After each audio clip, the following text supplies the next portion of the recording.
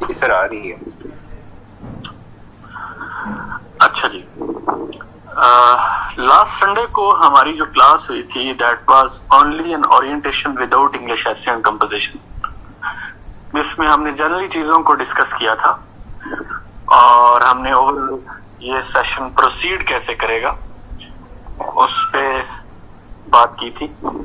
अगर कोई पुराने स्टूडेंट ये क्लास अटेंड कर रहे हैं तो उनके लिए वेस्टेज ऑफ टाइम होगा, यूजलेस होगा, क्योंकि पुराने जितने भी स्टूडेंट्स हैं उनको मैं एक टॉपिक्स की लिस्ट दूंगा और वो करेंगे। ऑलरेडी उन्होंने ये सारी क्लासेस अटेंड की हुई, टॉपिक्स उनके लिए पुराने हैं, इसमें कुछ नया नहीं है। तो मैं रिकमेंड करूंगा कि वो ना क्लास में टाइम वेस्ट करें, ना इन ड्राफ्ट्स को दोबारा लिखने में टाइम वेस्ट करें। उनको कुछ और असाइनमेंट्स दी जाएंगी जो वो करेंगे और एक अलग से शेड्यूल दिया जाएगा, उसको उन्होंने खुद फॉलो कर। तो जो नए स्टूडेंट्स हैं उनके लिए मैं लास्ट क्लास में जो चीजें हुई मैं एक बार 2-3 मिनट में रिवाइज कर देता हूं। उसमें हमने ये डिसाइड किया था कि वीकली बेसिस पे we will be doing 2 drafts,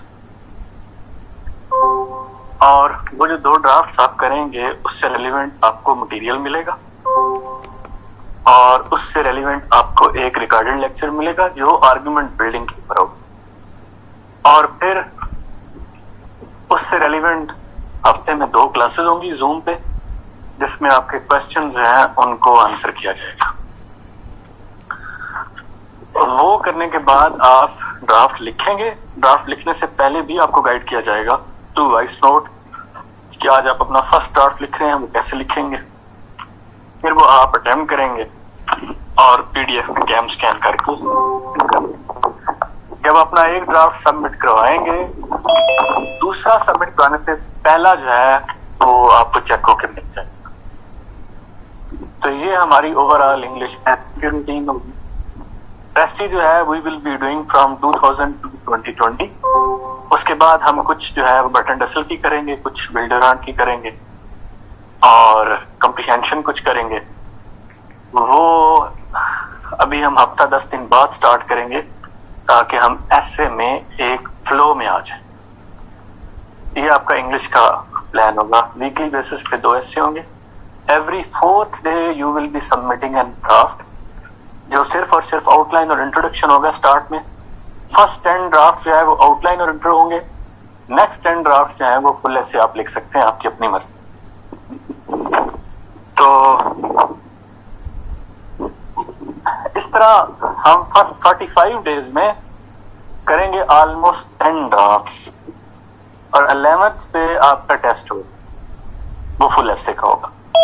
और इसके बाद जो नेक्स्ट 45 डेज हैं वो आपके फिर डिफरेंट टॉपिक्स के ऊपर टेस्ट भी होंगे और फुल ऐसे भी होंगे। तरह by the end of 3 month हम इंग्लिश का ऑलमोस्ट 25 टेस्ट्स, 10 to 15 कम्प्रीहेंशन और 7 ट्रांसलेशन कर चुके होंगे और ऑलमोस्ट 15 to 20 एसेस कर चुके होंगे।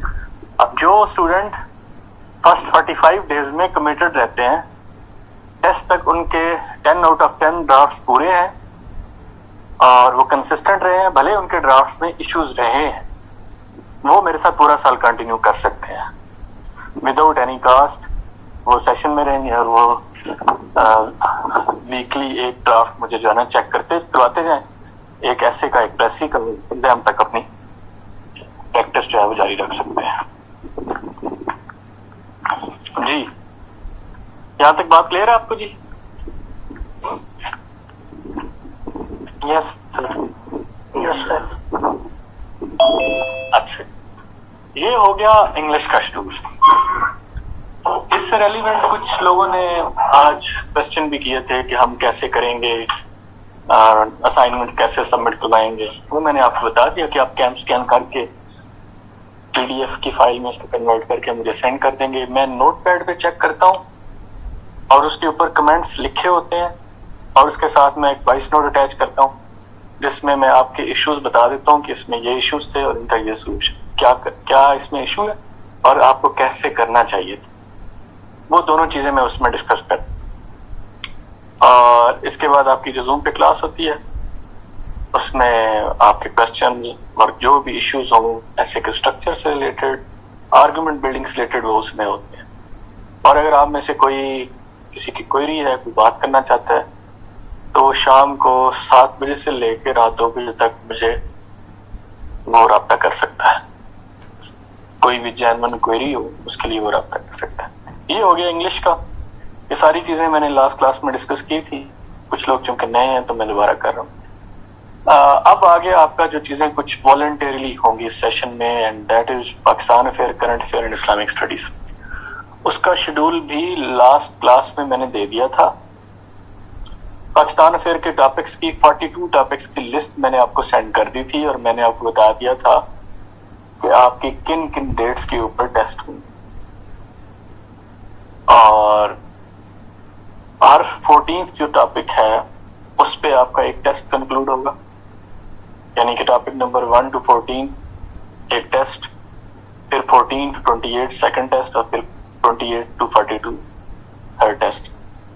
वो जो हर 14 टॉपिक्स आपको दिए जाएंगे उनका मटेरियल भी दिया जाएगा आपको, और उनसे रेलिवेंट जो मेरे पास लेक्चर्स अवेलेबल हैं डिफरेंट टीचर्स के, कुछ मेरे अपने, कुछ मेरे टीचर के उस्मानी साहब के, और कुछ एहतशाम जान भट्ट के भी हैं फ्रीडम मूवमेंट से रेलिवेंट, वो आपको आपके पास पहले भी होंगे। बट ये है कि मैंने वो चीजें कैटेगराइज की हैं, वो मैं आपको सेंड कर दूंगा। तो अगर आप चाहें तो वो चीजें भी हमारी साथ साथ चलती जाएंगी। और 42 टॉपिक्स जो हैं वो हमें 60 डेज में कवर करने हैं, इंक्लूडिंग टेस्ट। 60 डेज में क्या होगा, फिर हमारा पाकिस्तान अफेयर भी हो जाएगा, करंट अफेयर के मोस्ट इंपॉर्टेंट एरियाज जो हैं वो हो चुके होंगे, और हमारी एसए का टेस्ट भी हो चुका होगा। मतलब हमारे ऑलमोस्ट 15 टॉपिक्स हो चुके होंगे और हमारी 15 ऑलमोस्ट प्रेसेस भी हो चुकी होंगी। इसके बाद हमारा 1 महीना रह जाएगा। इस 1 महीने में हम इस्लामिक स्टडीज करेंगे और इंग्लिश एसे करेंगे।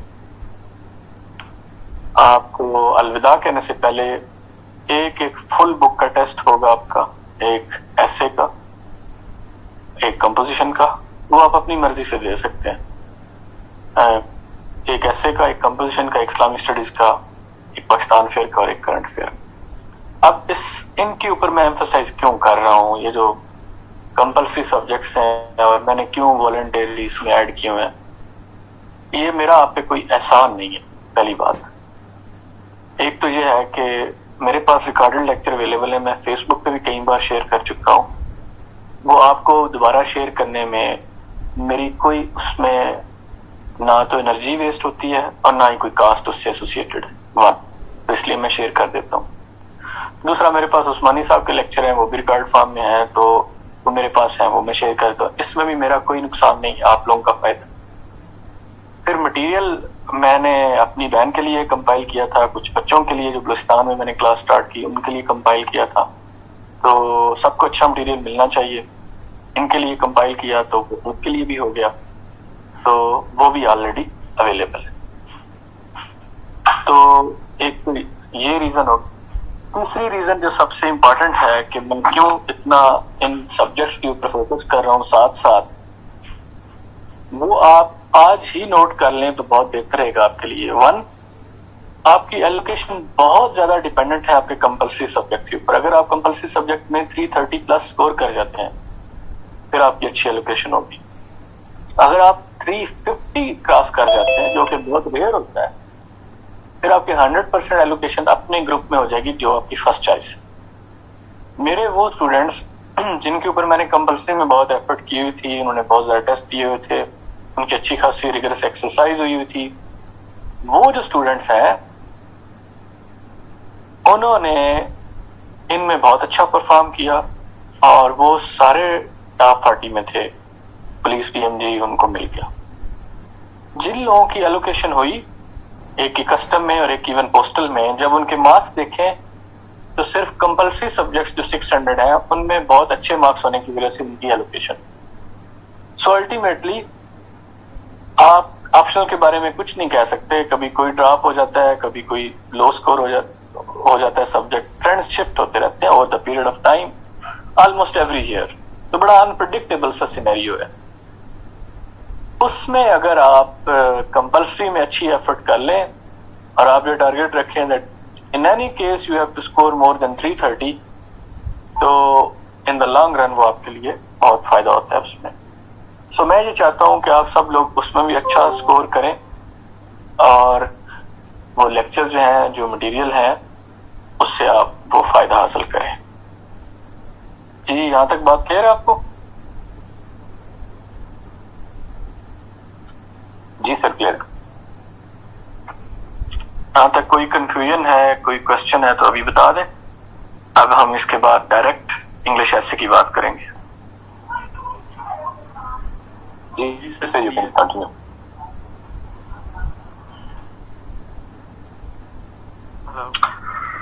हेलो जी, बोले बेटा। ये था कि आपकी आवाज नहीं आ रही। अभी भी नहीं आ रही। जी बोलिए। अब आ रही है सर? ये आवाज आ रही है मेरी? जी आ रही है, बोले। ठीक है। अच्छा, अब मेरा ये सवाल है कि जो कंपल्सरी का जो ये है सारा प्लान, ये प्लान हम किस तरह से एग्जीक्यूट करें और ये किस तरह से होना चाहिए? ओके, कंपल्सरी को साथ लेके कैसे चलें जरा। बेटा इस पे मैं पहले भी बात कर चुका हूँ। ये मैंने सिर्फ प्लान देना है, एग्जीक्यूट आप लोगों ने खुद करना है। आपको अच्छा। मैं डेली बेसिस पे नहीं पूछूंगा कि भाई आज किया नहीं किया। मैं वीकली बेसिस पे आपसे पूछूंगा कि हाँ भाई आपके हफ्ते के ये टॉपिक थे, कितने लोगों ने ये किए हैं। एंड आई एम श्योर 70% लोग नहीं करेंगे। किसी भी सेशन में 30% से ज्यादा लोगों ने नहीं किया, क्योंकि हमें जो भी चीज कानून फितरत है उसमें मैं और आप सब शामिल हैं। जो भी चीज हमें मुफ्त में मिलती है हम वो टेकन फॉर ग्रांटेड लेते हैं। तो इसलिए ये सीएसएस की प्रिपरेशन में सेल्फ अकाउंटेबिलिटी का मैकेनिज्म होता है। आप खुद को अकाउंटेबल हैं। आपकी एक अपनी प्लानिंग होनी चाहिए कि मैंने इस वीक में अपना ये टारगेट रखा है, कम वक्त में मैंने वो अचीव करना है। सो मैं आपको रास्ता दिखाऊंगा, मैं आपको मटेरियल दूंगा, मैं आपको लेक्चर दूंगा, उसके बाद एग्जीक्यूशन आपने खुद करनी। मैं उसका टेस्ट दूंगा और एग्जीक्यूशन की जजमेंट फिर वो टेस्ट ही करेगा कि अगर आपने पढ़ा हुआ है, अगर आपने उन चीजों पे फोकस किया तो आपका टेस्ट अच्छा होगा। वो आपके स्कोर से आपको अंदाजा हो जाए। बट टाइम देना है वो आपने देना है, सेक्रीफाइस करना है वो आपने करना है। चीजें आपको मैंने प्रोवाइड करनी है, तरीकाकार आपको मैंने बताया।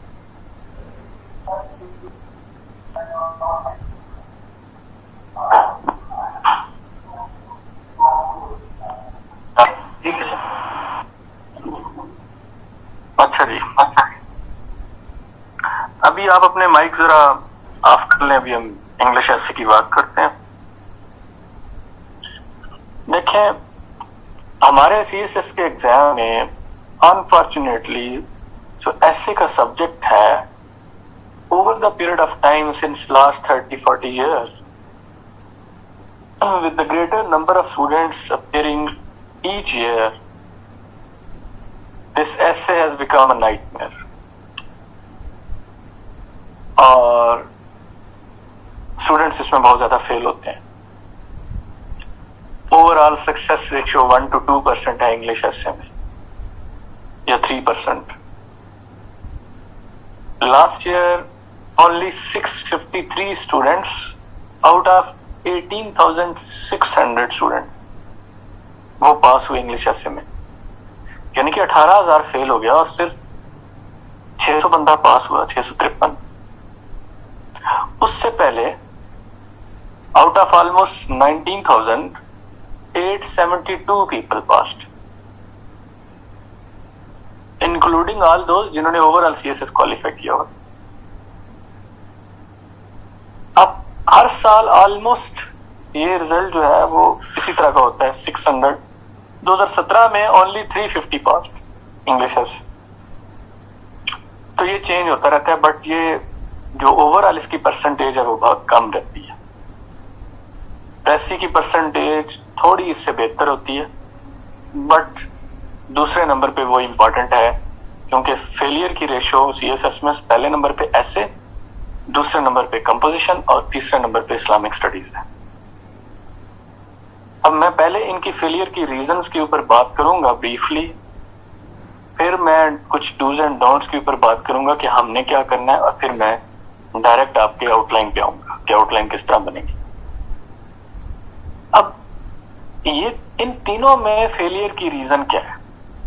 उसकी एक मेन रीजन ये है कि हम इन तीनों सब्जेक्ट्स को टेकन फॉर ग्रांटेड लेते हैं। इंग्लिश हम समझते हैं कि क्रिएटिव राइटिंग, बस जाएंगे एग्जाम में कर लेंगे, हो जाए।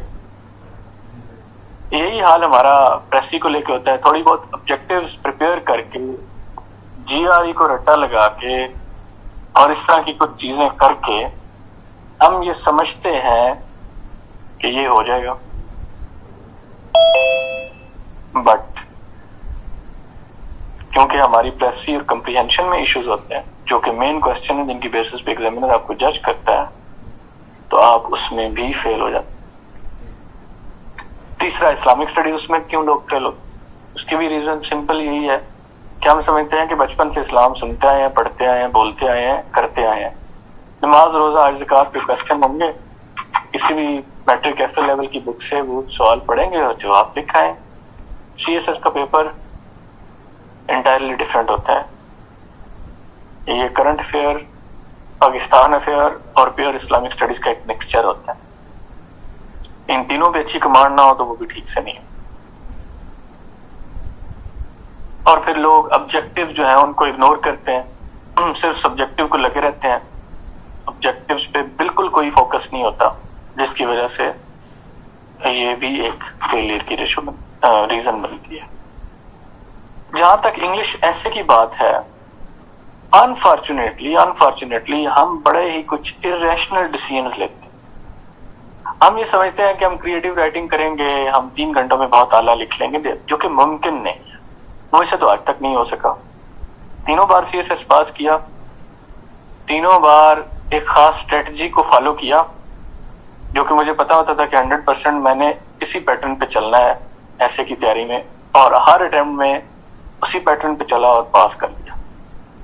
कोई रॉकेट साइंस नहीं थी, कोई मुश्किल चीज नहीं थी, not at all. It was just an entertainment और कुछ भी नहीं।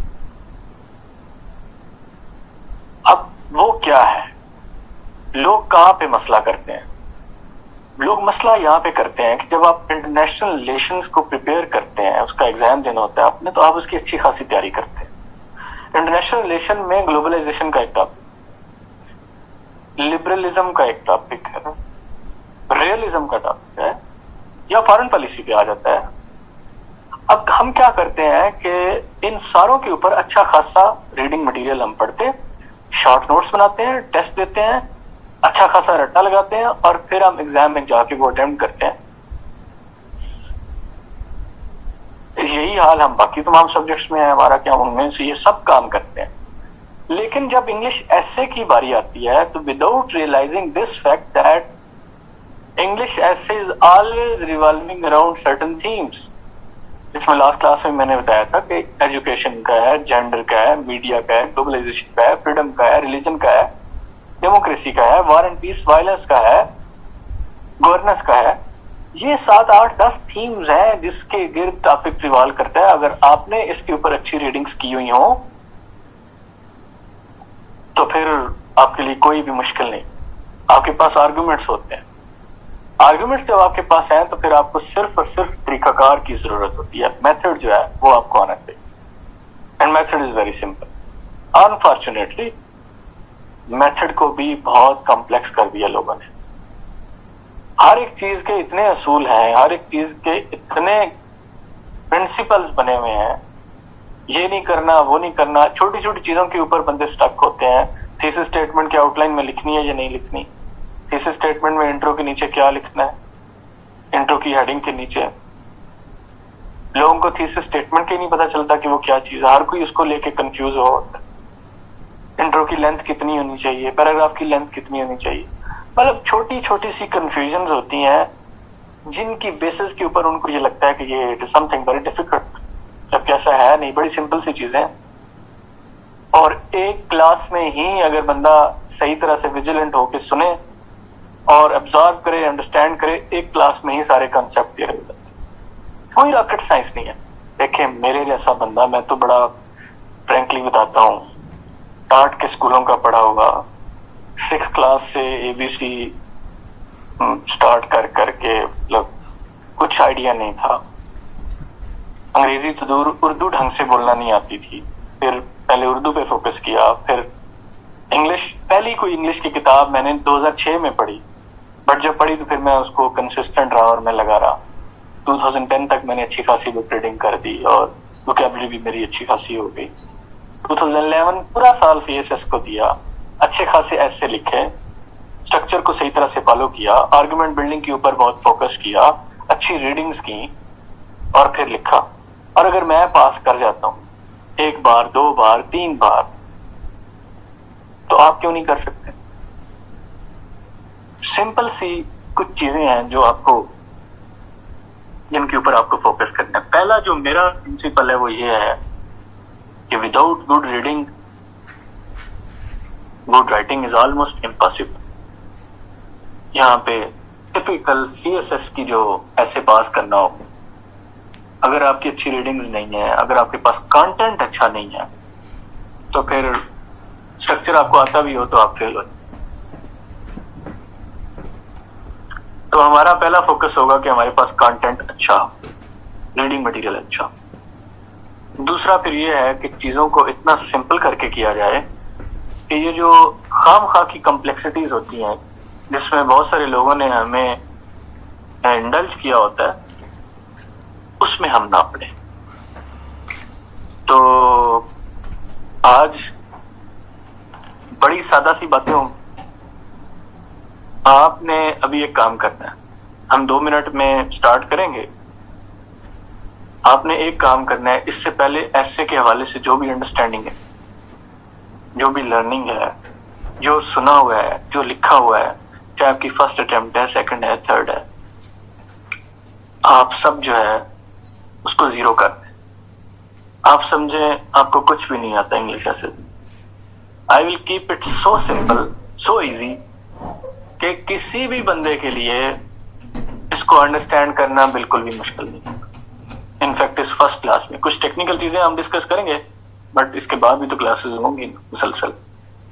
बट जो बेसिक चीजें हैं आउटलाइन इंट्रो को लेके, जो कि 90% रोल है जिनका CSS को पास करवाने में और इंग्लिश ऐसे को पास करने में, वो इतनी सिंपल होंगी कि आप में से हर कोई खुद बोलेगा फिंगर टिप्स पे। क्योंकि आप लोगों के तो बड़े अच्छे बैकग्राउंड है। मैंने तुरबत में लास्ट वीक क्लास पढ़ाई, तो 2 घंटे की क्लास थी, शायद इससे भी ज्यादा थी। तो मैंने उनको इंग्लिश ऐसे पे ही बात की।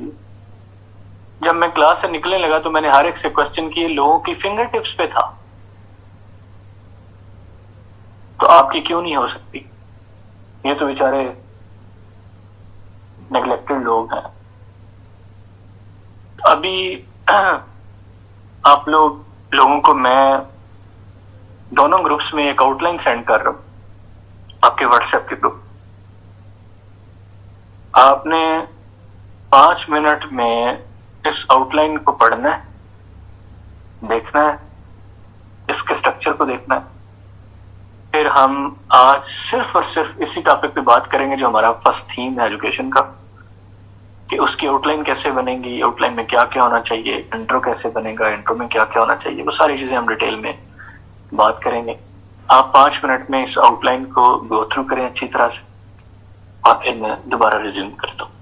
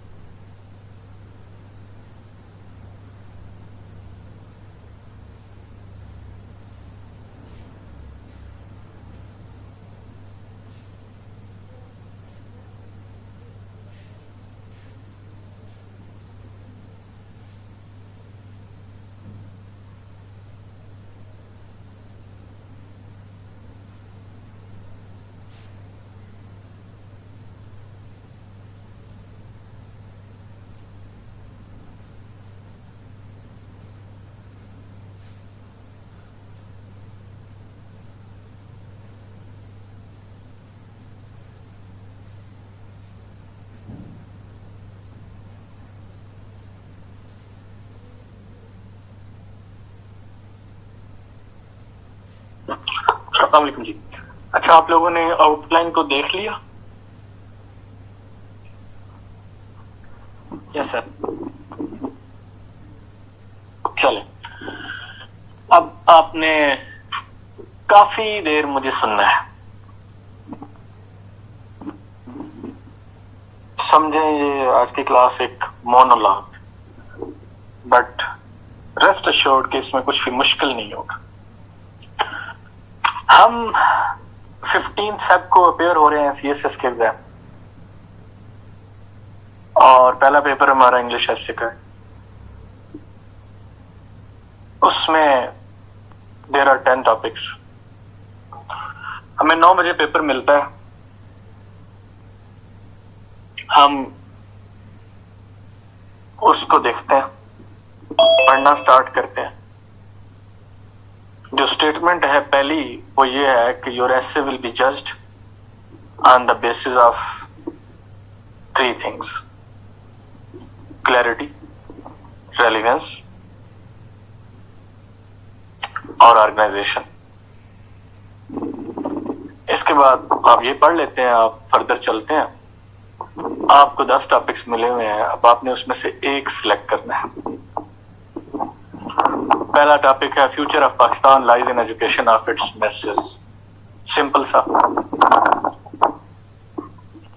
कि पाकिस्तान के लोगों का पाकिस्तान का मुस्तकबिल इसके लोगों की एजुकेशन या तालीम में है, इसको साबित करना है। दूसरा टॉपिक है जी the highest result of education is tolerance. तीसरा है जी man is born free but everywhere he is in chains. चौथा है जी freedom of expression should have limitations. पांचवा है जी globalisation has done more harms than giving benefits to mankind. अब इसी तरह छठा, सातवां, आठवां, नवां, 10वां, 10 टॉपिक। आप सारों को एक स्टेटमेंट पढ़ते हैं, आप समझते हैं। उनमें से बहुत सारे लोग ऐसे करते हैं कि जो टॉपिक वो समझते हैं कि बस ये इजी सा टॉपिक है, ये मैंने पहले किया हुआ था, वो उठा लेते हैं।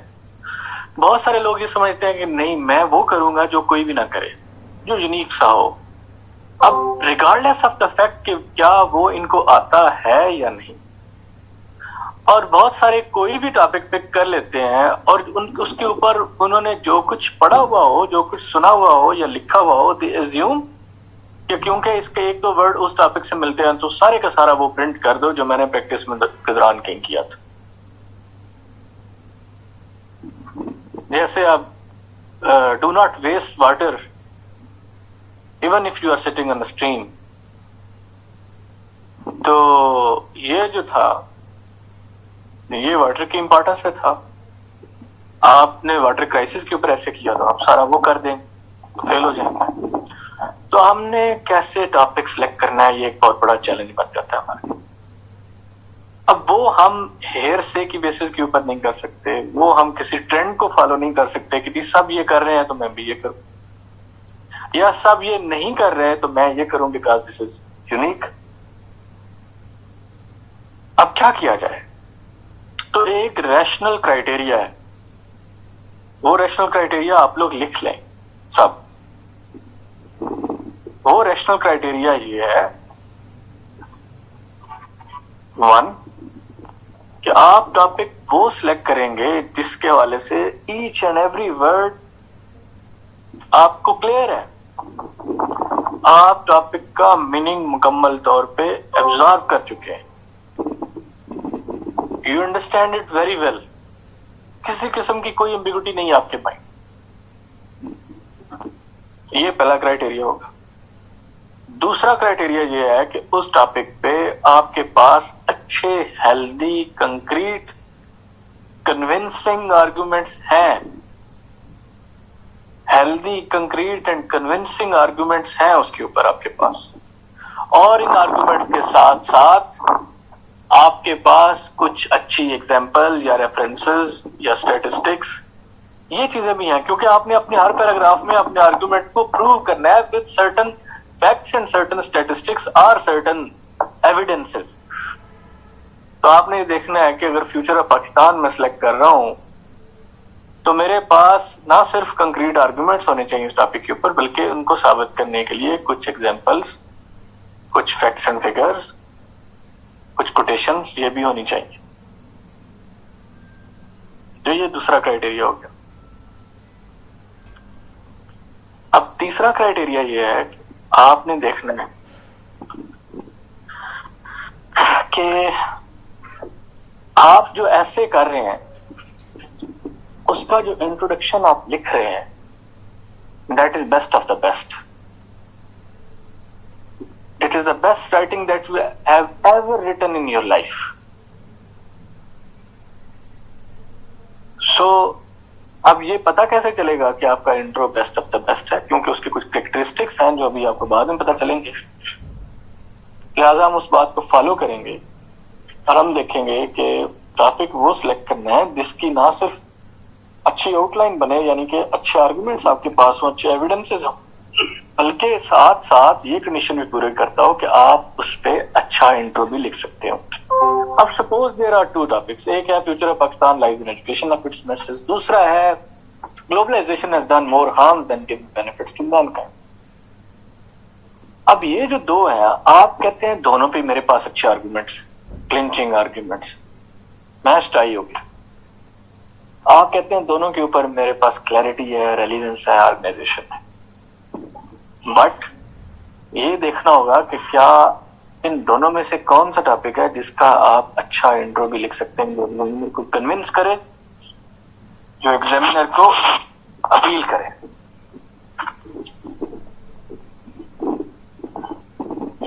तो ये फिर इसके ऊपर डिसाइड होगा कि आपका कौन सा टॉपिक है जिसका इंट्रो आप सबसे अच्छा लिख सकते हैं।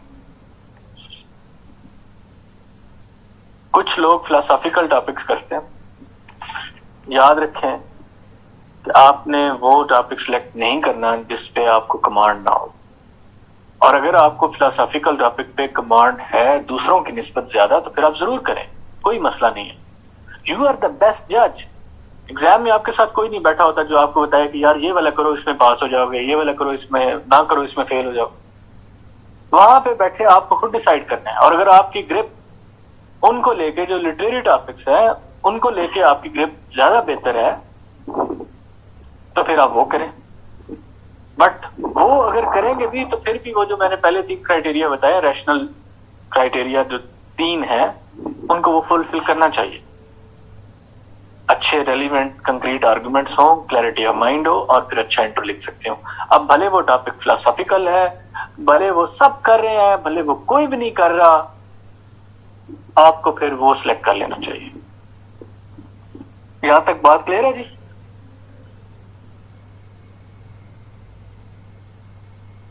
Yes sir.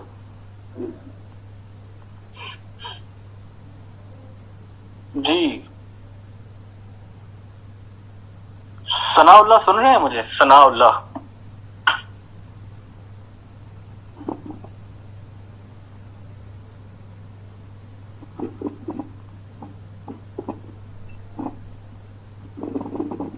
नहीं सुन रहे? विनोद कुमार सुन रहे हैं मुझे? जी सुन रहा हूँ। विनोद, क्या क्राइटेरिया है टॉपिक की सिलेक्शन का?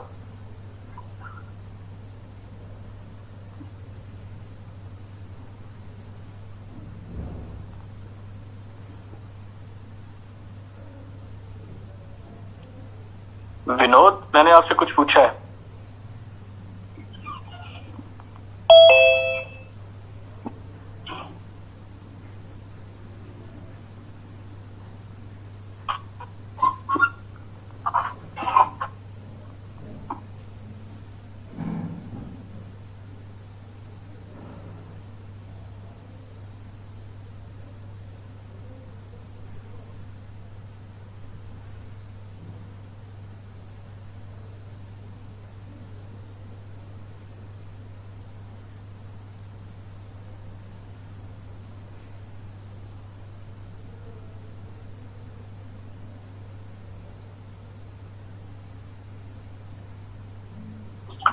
जी आपको आवाज आ रही है मेरी? आ रही सर, आ रही है। विनोद कुमार, आपको मेरी आवाज आ रही है? मैंने आपसे कुछ पूछा है कि अभी जो मैंने सारी बात की, इसका मुझे बताएं कि क्या क्राइटेरिया है टॉपिक सिलेक्शन का।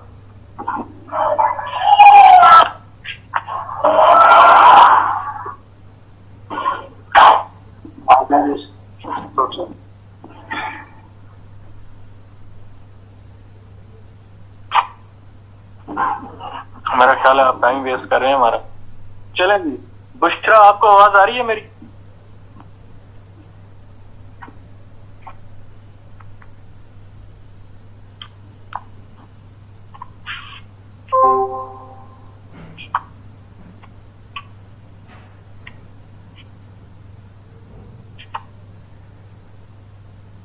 बुशरा आपको आवाज आ रही है मेरी? यार आप लोग सब क्लास अटेंड कर रहे हैं या आप सो रहे हैं? मुझे सर मैं बताऊं? जी सर, आ रही है। जी आप बताइए। सर आवाज आ रही है?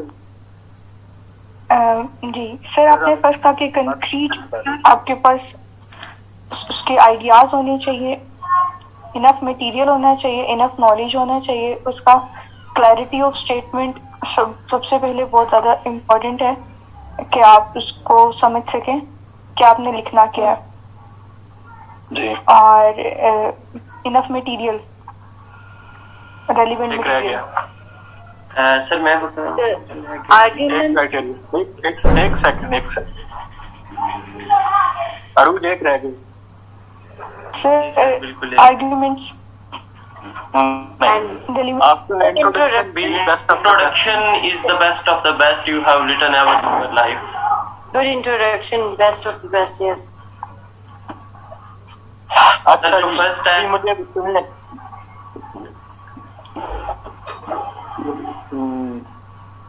सुंदस मोहसिन,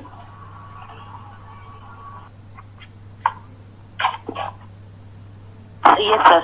Assalamu जी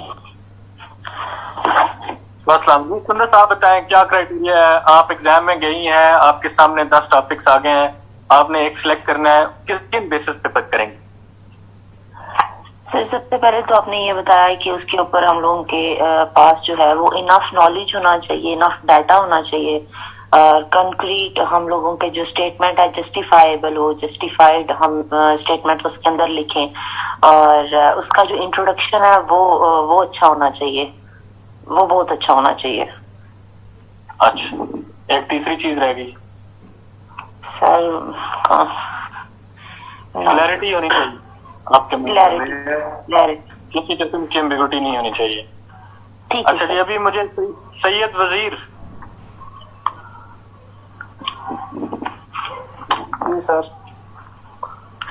सैयद वजीर, आप बताएं, एग्जाम में आप चले गए, आपको पेपर मिल गया है, 9 बजे का टाइम है, टॉपिक आपने सिलेक्ट करना है, पूरा साल इसके ऊपर डिपेंडेंट है, आपने बहुत पढ़ा लेकिन जल्दी में टॉपिक सिलेक्ट किया, आपने उसको गलत समझा, आपने लिख दिए 20 pages, regardless of this fact कि वो 20 पेजेस कंप्लीटली रेलिवेंट थे या नहीं, बस आपने लिख दी।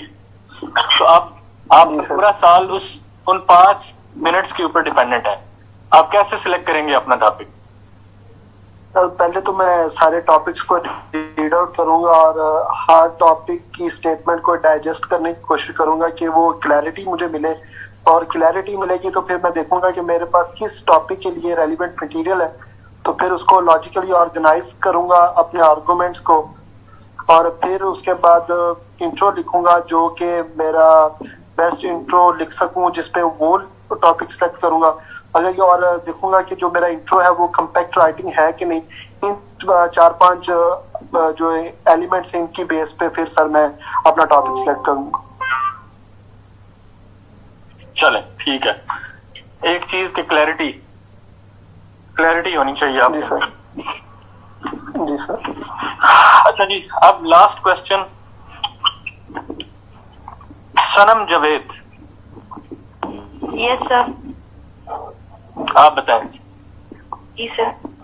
Rational criteria of topic selection, yes sir, के मतलब we should clearly select the topic that is clear and ambiguity free and We should have at least 10 arguments, healthy, concrete, and convincing arguments that must be hitting the topic. And we should have good examples and good introduction, best of the best introduction. चले ठीक है, Sadia server. Yes sir, सबसे पहले तो मैं वो topic select करूंगी कि जिसका जो हर वर्ड है मेरे लिए बहुत ज़्यादा क्लियर होगा। अगर उसका एक वर्ड भी मेरे लिए क्लियर नहीं है तो वो मैं सेलेक्ट नहीं करूंगी। सेकेंडली जो है उसका जो आर्ग्यूमेंट है मतलब वो कन्विंसिंग हो। तो थर्ड है मैं उसका इंट्रो जो है वो बेस्ट जिसका लिख सकती हूँ वो सेलेक्ट करूंगी। चले ठीक हो गया। अच्छा जी, अभी हमने exam, it is almost 9:15 AM, हमने टॉपिक सिलेक्ट कर लिया है, हमने सारे पढ़े, हमने स्टेटमेंट्स उनकी डाइसेक्ट की, वर्ड टू वर्ड हमने एब्जॉर्ब किया, डाइजेस्ट किया, and ultimately we concluded that we will be doing topic number 1, that is future of Pakistan lies in education of its message. अब ये ज़हन में रखें कि हमारे पास टाइम जो बाकी है, मैं हर चीज सिर्फ और सिर्फ एग्जाम के पर्सपेक्टिव में करूंगा और बोलूंगा और करवाऊं, क्योंकि अल्टीमेट जो है हमें बड़ा गोल ओरिएंटेड होना चाहिए। हमें ऐसे का पेपर पास करना है। मेरा मकसद आपको इंटेलेक्चुअल बनाना नहीं है, ना मैं खुद हूं ना मैं आपको बना सकता हूं। तो अब 9:15 पे हम एक बहुत बड़ी जो मेन मसला था वो हमने रिजॉल्व कर लिया कि करना कौन सा। अब कैसे करना है, इसमें क्या आना चाहिए क्या नहीं आना चाहिए, इसका इंट्रो कैसे लिखा जाएगा, इसकी आउटलाइन कैसे बनेगी, ये चीजें डिसाइड करनी है और ये बड़ी क्रूशल है। एक दरिया के बाद हमें एक और दरिया का सामना है। देखने में ये चीजें सिंपल लगती हैं, बट हम जब करने पे आते हैं, sometimes a very simple topic becomes very very difficult, very challenging. नहीं लिखा जाता। जब आप लिखने लगते हैं ऐसा लगता है किसी ने आपका हाथ पकड़ लिया। जब आप सोचने लगते हैं ऐसा लगता है सोच के तमाम दरवाजे बंद हो गए। तो अब ये चीजें तब ट्रिगर करती हैं जब हम उससे पहले इनकी अच्छी खासी प्रैक्टिस की हुई हो, हमने इनके ऊपर रिहर्सल की हो, हमने माइंड को इन पॉइंट्स के ऊपर ट्रिगर किया हो। अच्छा जी, अब हम सोचना शुरू करते हैं। अभी हमने लिखना कुछ नहीं है, हम सोच रहे हैं। हम सोचते हैं कि ये टॉपिक है that future of Pakistan lies in education of its message. तो पाकिस्तान का फ्यूचर एजुकेशन में। अगर हम फ्यूचर को थोड़ा सा डाइसेक्ट करें तो कौन सा future? Social future, economic future, political future, किस तरह का फ्यूचर? अब बात हो रही है सिर्फ और सिर्फ पाकिस्तान स्पेसिफिक। फिर वो कहता है कि लाइज इन एजुकेशन। कौन सी एजुकेशन? मदरसा एजुकेशन जो 1980s में दी, मॉडर्न एजुकेशन जो दुनिया दे रही है, स्किल्ड एजुकेशन जिसमें आप सिर्फ टेक्निकल एजुकेशन प्रोवाइड करें, इनलाइटेंड एजुकेशन जो आपको टॉलरेंस भी सिखाती है। कौन सी एजुकेशन पे, किस एजुकेशन में फ्यूचर है? अब हम इसके ऊपर फर्दर सोचना शुरू करते हैं। हम कहते हैं कि that if we look into the history, Athenian civilization is still ruling upon the hearts and imaginations of mankind, while Sparta has died away only and only on the basis of one thing, and that was education. World would have been certainly different if one of the greatest student had not disagreed with one of the greatest teacher, that is Plato and Aristotle. ये education का environment था जिसने Athens को आज भी जिंदा रखा हुआ। Roman civilisation, rise of Roman civilization was only and only due to education. Islamic civilization, we became the torchbearer of human civilization for almost 500 years, and that was only and only due to one factor, which was education. Modern Western civilization, from the age of exploration to industrial revolution and modern scientific society, ये सब किस वजह से है? Education की वजह से. So there is not even a single nation which progress without education. अब हम ये सोच रहे हैं अभी हम कर कुछ. फिनलैंड आज जिस स्टेज के ऊपर है, दुनिया का सबसे बेस्ट एजुकेशनल सिस्टम है, एजुकेशनल आउटकम्स भी. क्यों? Japan started from scratch in 1945 after Hiroshima and Nagasaki. They rose like a phoenix from its ashes, both Japan and Germany, only and only due to education. If you have to distinguish Pakistan from United States of America or Pakistan from South Korea or Singapore, then it is only and only the gap of knowledge that distinguishes us from them. So, ये जो differences हैं ये सारे education के हैं, ये knowledge के हैं. अब अगर ये कौमें, South Korea which started its journey after Pakistan, China after Pakistan, Singapore in 1966, अब वो हमसे आगे निकल गए हैं, तो there is something behind that and that is education. ये अब हम सब सोचते हैं और हम ये कंक्लूड कर लेते हैं कि इसमें कोई शक नहीं कि social economic political future Pakistan का एजुकेशन में ही है, क्योंकि इससे पहले हमने सोचा और हमने किया कि दुनिया की हर कौम का फ्यूचर इसी के साथ जुड़ा हुआ है, पाकिस्तान में कोई एक्सेप्शन नहीं. So future lies in education. अब यहां तक हमने सोचा, ब्रेनस्टॉर्मिंग की, हम हर एंगल से अगर हम सोचे, हम कहेंगे एजुकेशन ही है जो डेमोक्रेसी लाती है, एजुकेशन ही है जो एक्सट्रीमिज्म के अगेंस्ट लड़ती है, education economic development, technical development, gender equality, national integration, poverty reduction, ये सारे काम तो एजुकेशन ही करती है. फिनलैंड से लेके साउथ कोरिया से लेके जर्मनी जापान तक ये सारी अचीवमेंट्स ड्यू टू एजुकेशन ही तो है. तो इसका मतलब ये हुआ कि पाकिस्तान का सोशल इकोनॉमिक पॉलिटिकल फ्यूचर भी एजुकेशन में ही है, इसमें कोई डाउट वाली बात नहीं. अब हम सोचते जा रहे हैं, जब हम सोचते हैं और हम इस बात को कंक्लूड कर देते हैं तो हमारे माइंड में एक नया क्वेश्चन आता है. तो कहता है ठीक है, तो ये फ्यूचर तो एजुकेशन में ही है मान लिए, क्योंकि बाकी सबका फ्यूचर एजुकेशन में था, पाकिस्तान का भी एजुकेशन में. लेकिन क्या वजह है कि लास्ट 70 years में we could not build that future that has been build by the South Korea and Germany and Japan and all the examples that I have given. क्या वजह है? फ्यूचर है तो एजुकेशन में, लेकिन last 70 years we could not materialise that future. It remained a dream only. क्या वजह है कि अभी भी we have second highest out of school children in the world? क्या वजह है that we have educational system which is only better than Afghanistan in whole South Asia, and our spending on education is among the lowest all over the world, less than 2%.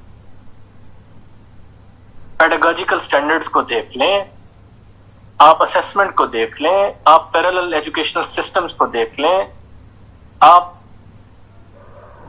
Infrastructure को देख लें. जिस तरह के school आप बच्चों को provide कर रहे हैं, कोई जाए क्यों उन स्कूलों में? आप कभी आके देखें इंटीरियर बलूचिस्तान, इंटीरियर सिंध और इवन इंटीरियर पंजाब में स्कूल, आप कभी वहां जाने की ख्वाहिश ना करें. कोई भी पेरेंट्स अपने बच्चे को वहां पे भेजना ना चाहें. स्कूल तो वही होता है जो अमीरों का होता है, बाकी तो बस क्या कहा जाए.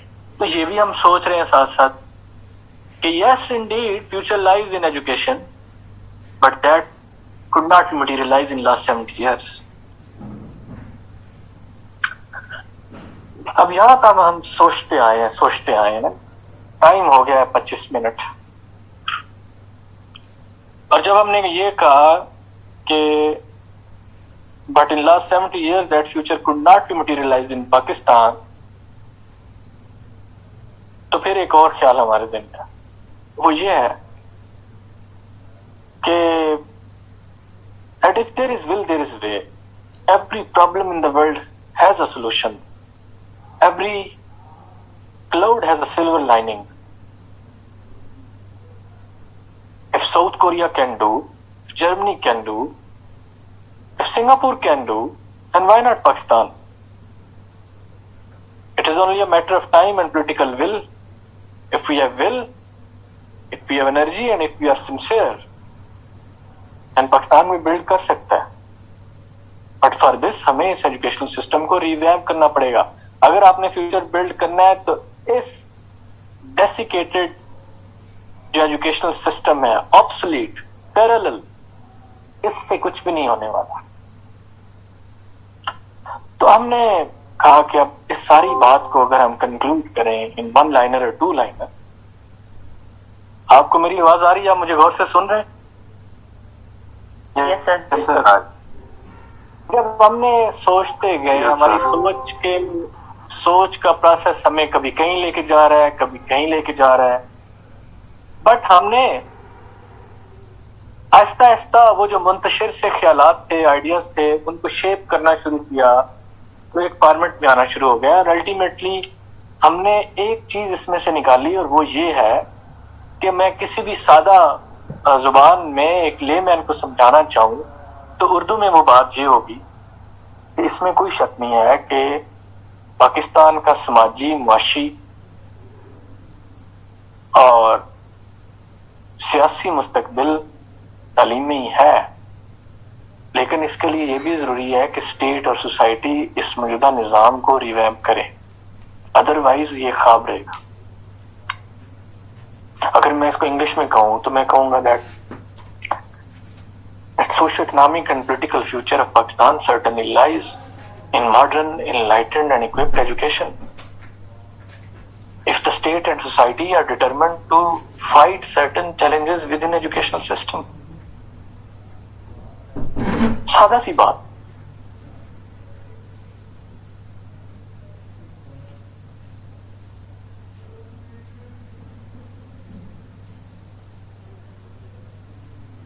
ठीक है सर।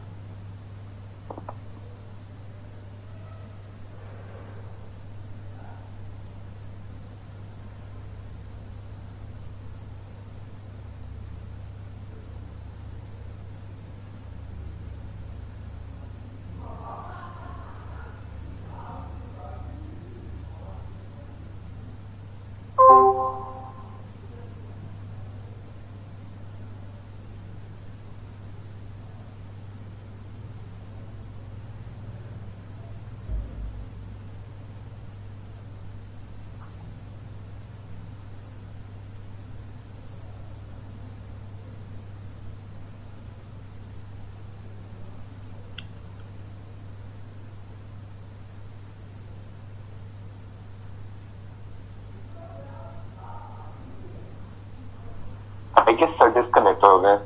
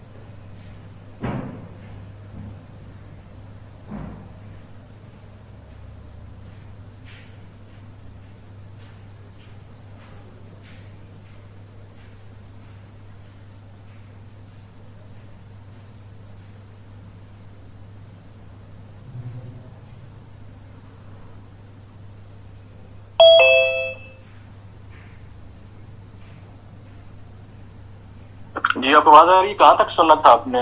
म्यान में डिस्कनेक्ट हो गया था ड्यू टू इंटरनेट।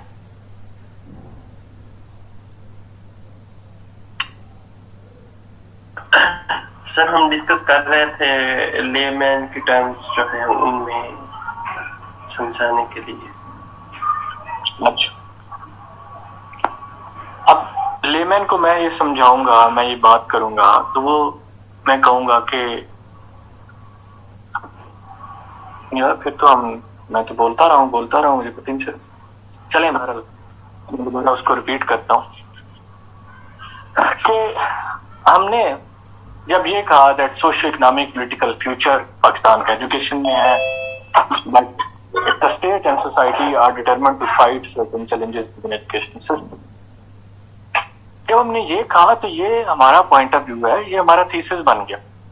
इसी थीसिस को लेके हम परेशान रहते हैं कि थीसिस स्टेटमेंट क्या है।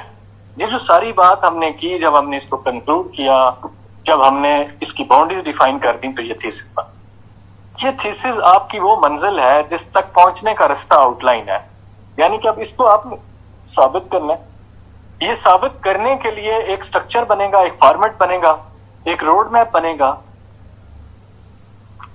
वो रोड मैप आउटलाइन कहलाएगा। तो थीसिस स्टेटमेंट तक पहुंचने का कह लें कि हमने ये सारी ब्रेनस्टॉर्मिंग की। हमारे आइडियाज बड़े मुंतशिर होते हैं, उनको एक शेप में लाना होता है। वो शेप में जब हम लेके आते हैं तो एक पॉइंट ऑफ व्यू बनता है जो कि टॉपिक का स्कोप भी डिफाइन करता है। उसको हम थीसिस स्टेटमेंट कहते हैं। और मोस्टली लोगों को एग्जाम देने के बाद तक भी नहीं पता होता कि ये क्या चीज। It is very simple.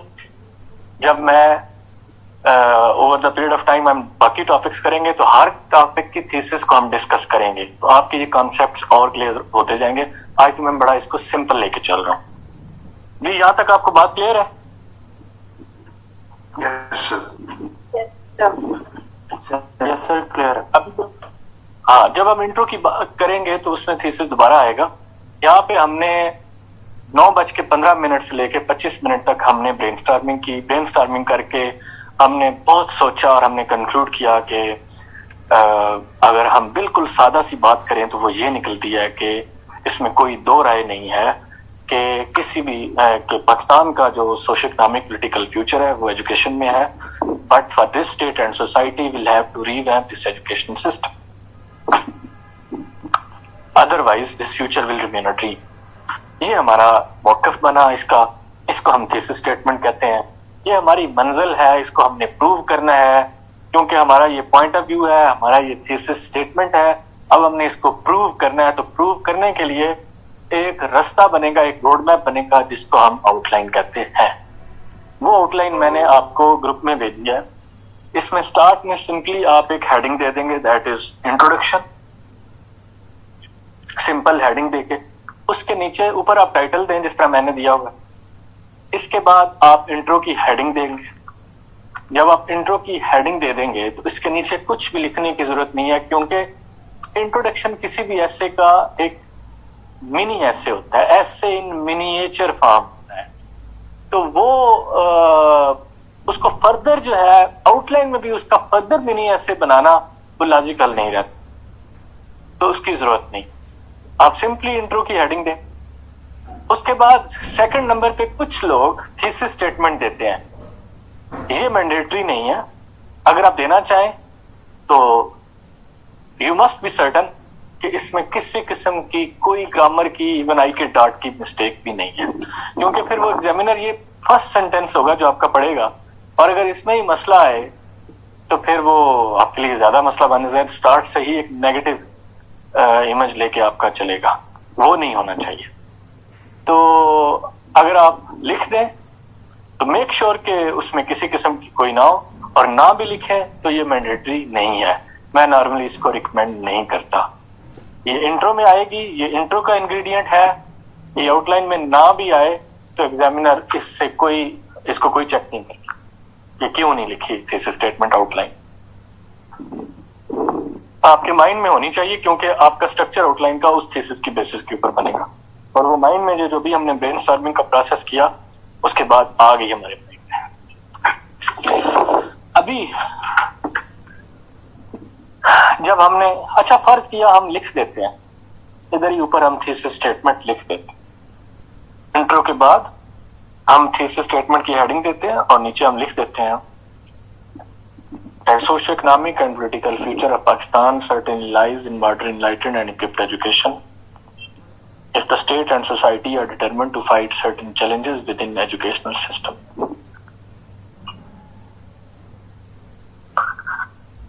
ये लिख दिया। अब हमने इसके ऊपर एक आउटलाइन बनेगी, इसके रोड मैप बनेगा। उसका जो पहला हेडर होगा, जो मेन सेक्शन बनेगा, जो एग्जामिनर को गाइड करेगा, फैसिलिटेट करेगा, वो ये होगा कि how does future of Pakistan lie in education of its message.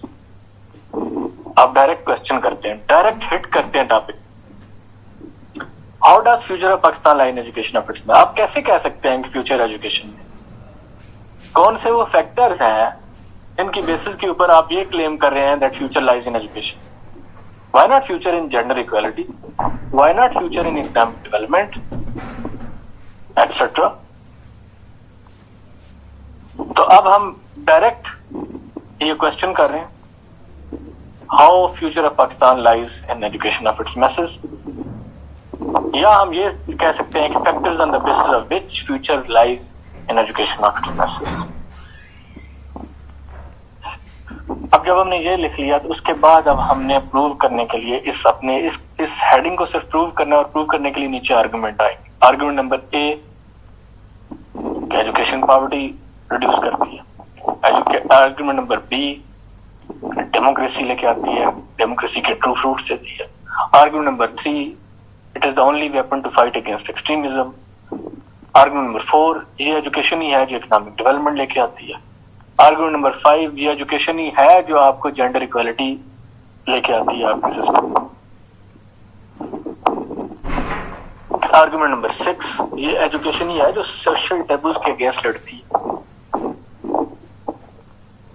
Argument number 7, ये एजुकेशन ही है जो नेशनल इंटीग्रेशन लेके आती है, क्योंकि अगर यूनिफॉर्म एजुकेशन सिस्टम हो तो एक तरह के लोग आप लेके आएंगे, मास्टर्स और स्लेव्स नहीं होंगे, रूलर्स एंड रूल नहीं होंगे, एक जैसी सोसाइटी, जिसकी वजह से नेशनल इंटीग्रेशन।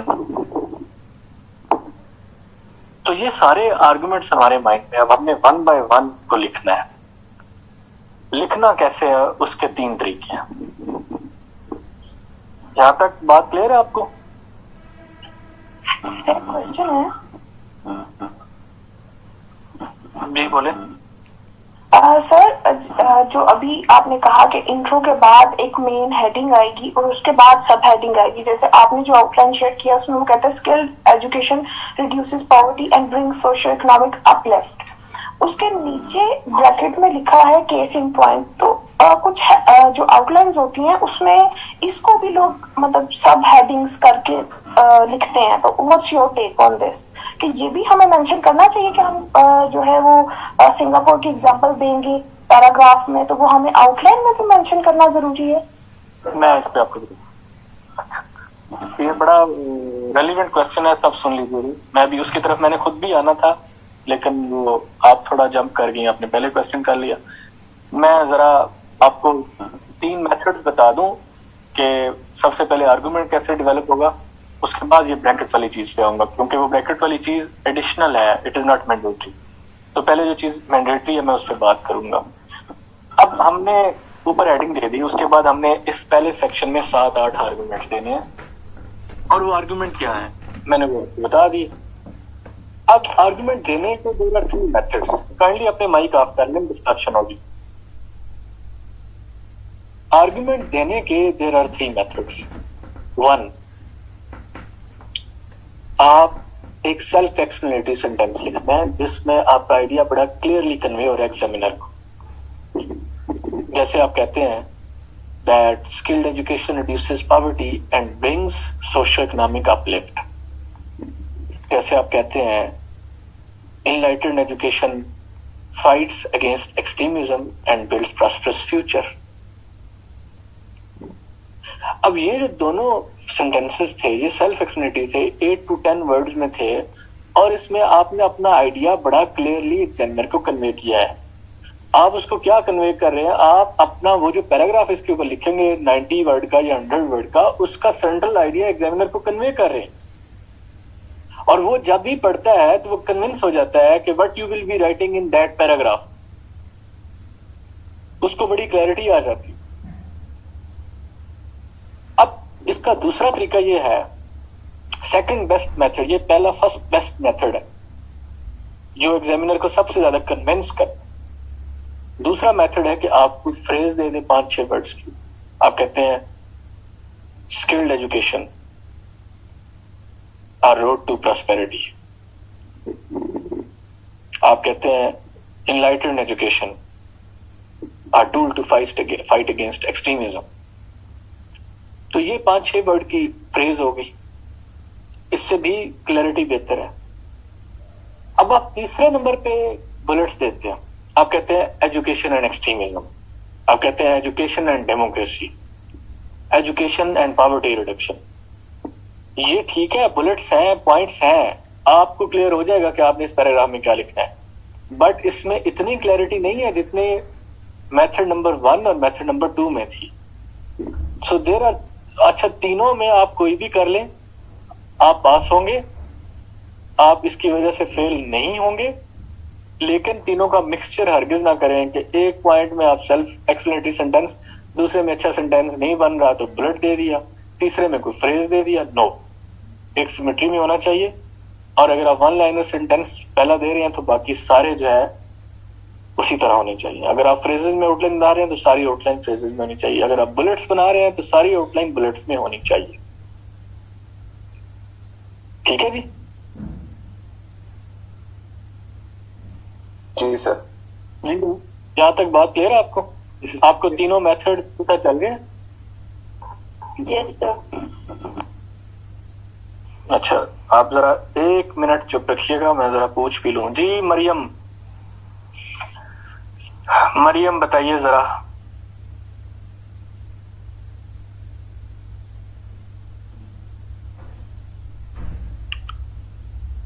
मरियम, आपको मेरी आवाज आ रही है? जी सर। बताइए 3 मेथड्स कौन कौन से हैं आउटलाइन लिखने के? First of all self explanatory sentences 10 to 12 words के, वो सबसे बेस्ट है। सेकेंडली 7 to 8 वर्ड फ्रेजेस, और थर्ड है बुलेट्स। ठीक है जी। अच्छा जी, आमिर रजा। जी सर। आप बताइए जी, what are the 3 methods of writing outline? Sir सबसे पहले सेल्फ एक्सप्लेनेटरी सेंटेंसेस होने चाहिए, उसके बाद फ्रेजेस फॉर्म और थर्ड में बुलेट्स। अच्छा जी, बेहतरीन हो गया, बच्चे इंटरेस्ट ले रहे हैं। अच्छा जी, अब आ गया क्वेश्चन के ब्रैकेट में मैंने लिखा हुआ है case in point poverty reduction in Singapore. अब होता क्या है कि जब हमने आउटलाइन बना दी, हमने फर्ज किया इसमें 8 पॉइंट्स थे इस पहले सेक्शन में, और हमने 8 के 8 लिख दिए। अब हमने हर पॉइंट के ऊपर एक एक पैराग्राफ लिखना है। वो पैराग्राफ ऑलमोस्ट 100 वर्ड्स का होगा। हर पैराग्राफ के 4 इंग्रेडिएंट्स होंगे। ये भी जरा लिख लें 4 इंग्रेडिएंट्स कौन कौन से होंगे, बाद में इन पे डिटेल में बात होगी, बट अभी सिर्फ लिख लें। हर पैराग्राफ में देयर विल बी 4 इंग्रेडिएंट्स जिनके इनकॉर्पोरेट करके टोटल 100 वर्ड्स बनेंगे। वो 4 इंग्रेडिएंट्स कौन से हैं? 1, वो सेंट्रल आइडिया जो आपने अभी आउटलाइन में दिया है, that skilled education reduces poverty. लिख रहे हैं आप लोग? जी sir. Yes sir. Yes sir. अच्छा, ये एक सेंट्रल आइडिया। अच्छा, एक चीज मेरी रिक्वेस्ट है, it is the easiest method of paragraph writing, most easiest. मुझे खुद इसका नहीं पता था 2011 तक, 12 तक। मैं हमेशा वही जिस तरह पढ़ते आए थे उस तरह करता है। इसके बाद मेरी जिंदगी आसान हो गई। किसी तरह का भी पॉइंट के ऊपर पैराग्राफ लिखना हो तो वो फौरन बन जाता था, और इसमें फेलियर के चांसेस सबसे कम है।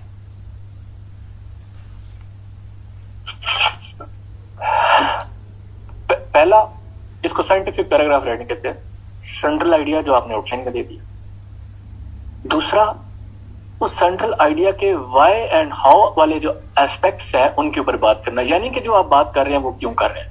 आपने कहा स्किल्ड एजुकेशन पॉवर्टी रिड्यूस करती है, आपने इससे पैराग्राफ स्टार्ट कर लिया। अब आगे आपने इस पे लिखना है कैसे स्किल्ड एजुकेशन कैसे पॉवर्टी रिड्यूस करती है, क्यों पॉवर्टी रिड्यूस करती है, स्किल्ड एजुकेशन में ऐसा क्या है ये पॉवर्टी रिड्यूस कर लेती है। जब आप इसके ऊपर सोचेंगे आपको पता चलेगा कि देखें, जब लोगों को स्किल्ड एजुकेशन देते हैं तो उन स्किल से एम्प्लॉयमेंट आता है, रोजगार मिलता है, वो लोग इंडस्ट्रीज में काम करते हैं, इंडस्ट्रीज में काम करके उनके पास पैसा आता है, पॉवर्टी रिड्यूस होती है। यही इनमें से बहुत सारे लोग बाहर चले जाते हैं, बाहर के मुल्कों में काम करते हैं, रेमिटेंसेस आती हैं, उससे भी लोगों की भी पॉवर्टी रिड्यूस होती है और कंट्रीज की भी। अच्छा जी, आपने दूसरा इंग्रेडिएंट भी दे दिया, that is reasons of argument. पहला इंग्रेडिएंट है आर्गुमेंट, दूसरा इंग्रेडिएंट हो गया रीजंस ऑफ आर्गुमेंट। सिंपल सी बात है, सेल्फ एक्सप्लेनेटरी है कि जो आपने आर्गुमेंट दिया उस किन रीजंस पे दे रहे हैं। आपने पॉलिटिकल साइंस रखा, व्हाट आर द रीजंस। आपने कहा पॉवर्टी रिड्यूस करती है, what are the reasons.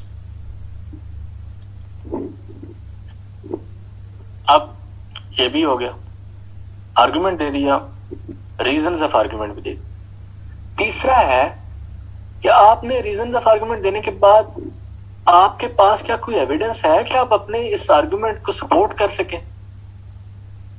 In reasons को आपने कह दिया जी, एम्प्लॉयमेंट आती है, ये होता है, वो होता है, रिमिटेंसेस आती है, गुर्बत खत्म हो जाती है। कैसे भाई, कभी किसी ने की है? आप कहते हैं हाँ ना, सिंगापुर ने किया। इन 1960s Singapore was thrown out by Malaysia only and only due to poverty, and they decided that they will build their future only and only through skilled education, and they did it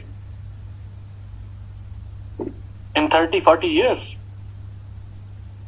अब क्यों ना इस example को use किया जाए अपने argument को support करने के लिए। आप सिंगापुर की एग्जांपल यूज कर सकते हैं, आप जर्मनी की यूज कर सकते हैं, आप जापान की कर सकते हैं, आप साउथ कोरिया की कर सकते हैं। अब जब आपने ये कर दिया तो आपके पैराग्राफ के 3 इंग्रेडिएंट हो गए। पहला आर्गुमेंट, दूसरा रीजंस ऑफ आर्गुमेंट, तीसरा evidence to support that argument. अब एविडेंस में फर्दर 3 तरह के एविडेंस होते हैं, ए बी सी में लिख लें। फर्स्ट एग्जाम्पल जो मैंने अभी दी सिंगापुर की। सेकंड, कोई कोट, आप किसी बड़े राइटर को कोट करते हैं, और किसी बड़े राइटर को जब आप कोट करते हैं जिसका मतलब है आप अपनी बात को इंडोर्स करने के लिए किसी बड़े बंदे की, राइटर की बात कोट एंड कोट कहते हैं, तो लिहाजा ये भी एज एविडेंस यूज होता है। आप कहते हैं बर्ट्रैंड रसल ने ये कहा, आप कहते हैं शायद सिद्दीकी ने ये फलां बुक में, तो ये बात कोट हो गई और ये एज एन एविडेंस यूज हो। अब तीसरा एविडेंस होता है स्टैटिस्टिक्स। आप कहते हैं इकोनॉमिक सर्वे ऑफ पाकिस्तान की ये रिपोर्ट आई है, एमनेस्टी इंटरनेशनल की ये आई है, तो वो स्टैटिस्टिक्स भी एज एन एविडेंस यूज होते हैं।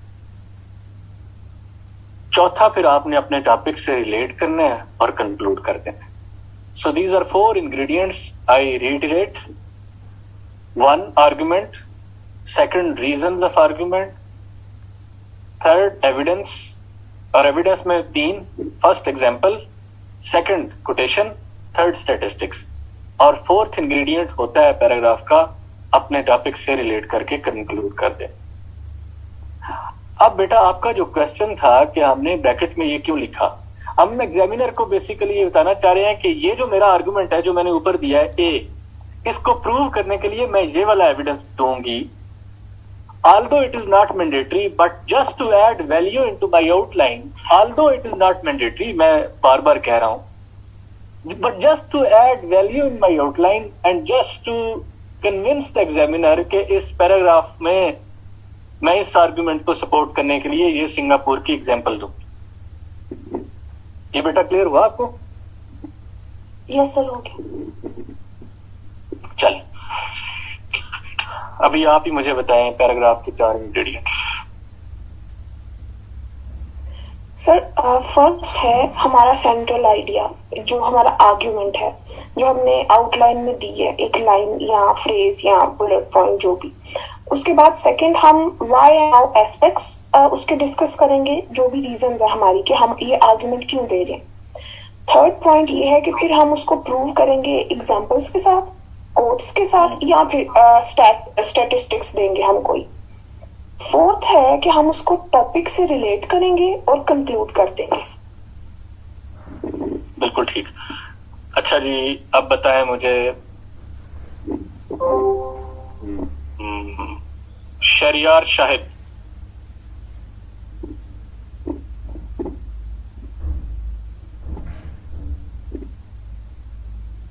शहरियार आपको आवाज आ रही है मेरी?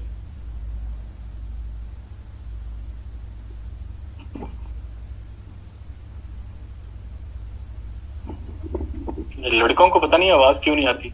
सादिया सरवर। यस सर, पहला जो आपने बताया वो कि हमारे पास जो आइडिया हो वो हम पहले उसमें लिखें, और फिर उसके बाद जो व्हाई एंड हाउ के जो रीजन है कि मतलब हम क्यों इसको सपोर्ट कर रहे हैं, फिर उसके बाद हम वो लिखेंगे। फिर उसके बाद अगर हमारे पास कोई एविडेंस है, चाहे वो स्टैटिस्टिक या फिर इस तरह करके हम थर्ड जो काम ये करेंगे। फिर उसके बाद जो है हम उसको उस सारे पैराग्राफ को रिलेट करके जो हम कंक्लूड कर देंगे। ठीक हो गया। And why do we write in bracket?